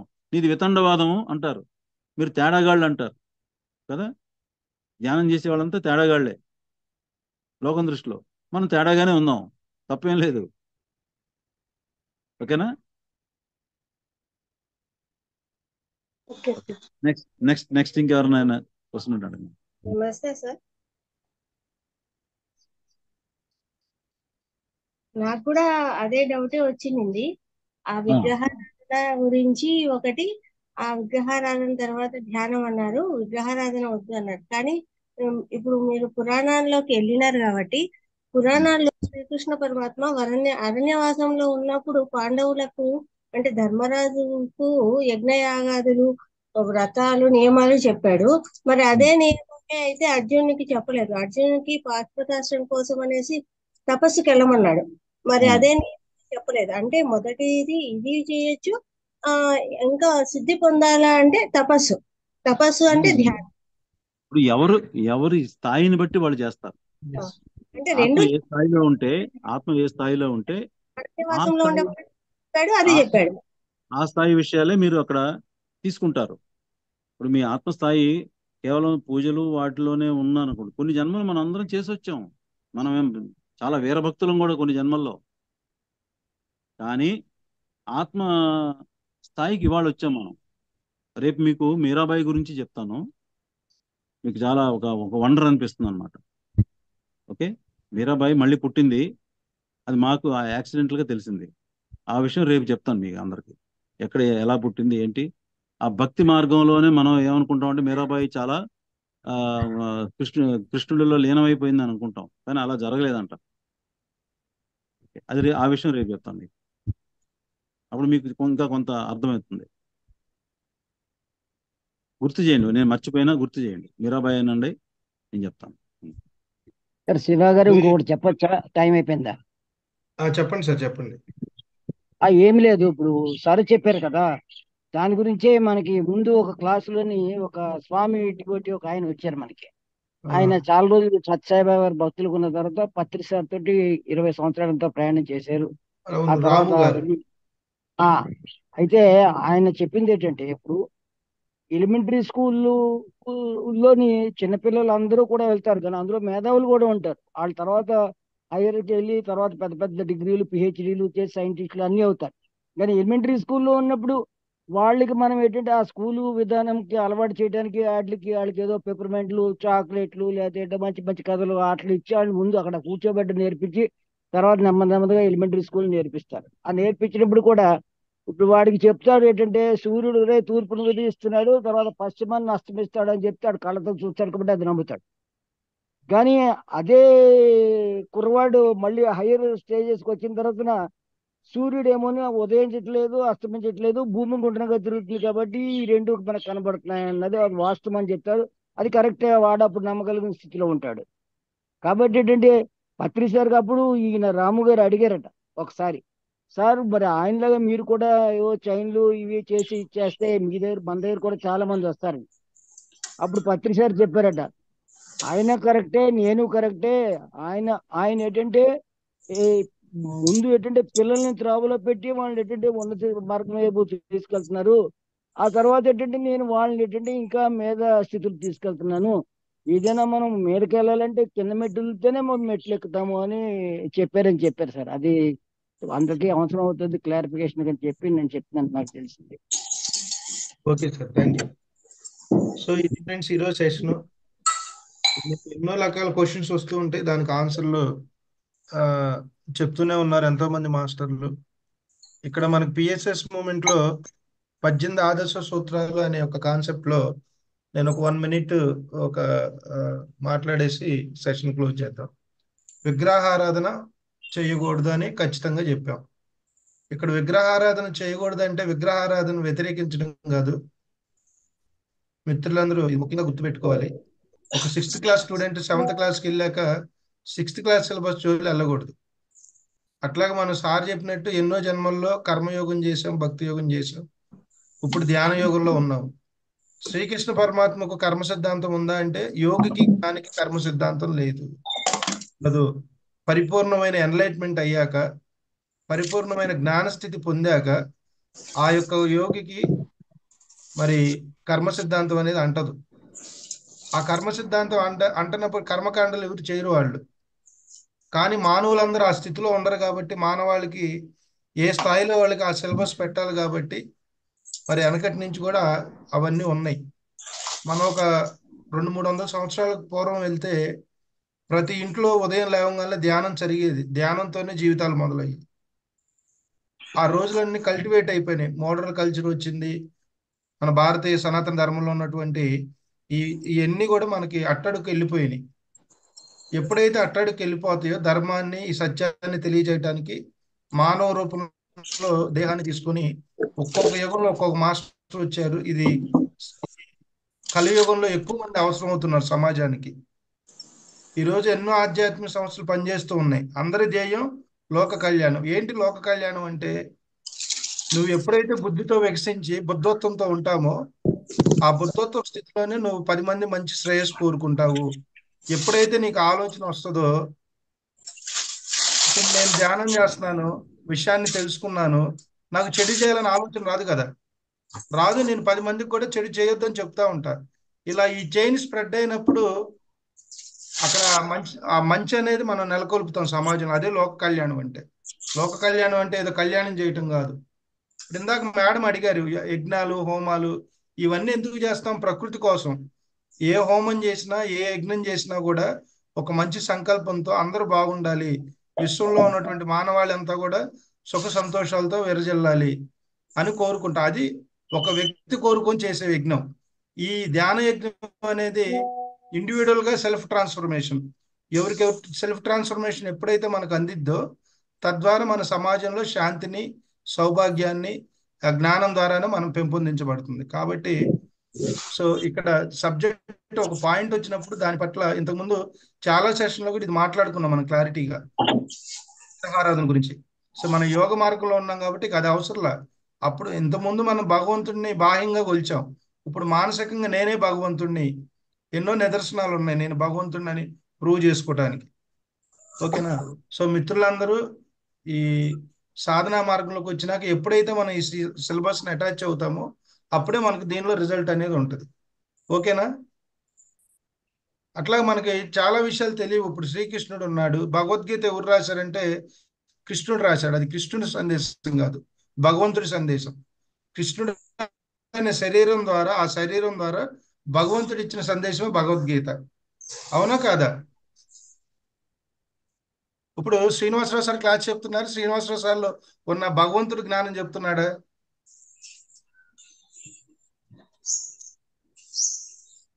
శ్రీనివాసరావు సార్ క్లాస్ చెప్తున్నారా? భగవంతుడు ఆ శరీర రూపంలో చెప్తున్నాడు. శరీరం ఉండదు కదా, ఎప్పుడైనా వెళ్ళిపోద్ది. సో ఏది అందినా కూడా లోపల ఉన్న భగవంతుడి నుంచే మనకు అందుతుంది. కాబట్టి ఈ స్పష్టత మనకు తెలియాలి. ఈ స్పష్టత తెలిసినప్పుడే మనకి ఒక క్లారిటీ ఉంటుంది, సాధనలో మనం ముందుకు వెళ్ళగలం. ఓకేనా? దాని ఎక్స్పీరియన్స్ అయితే మనకి అది కాన్స్టెంట్ గా ఉండిపోద్ది. Okay, thank you Srinivasarao sir, అద్భుతమైన విషయాలు తెలియజేశారు.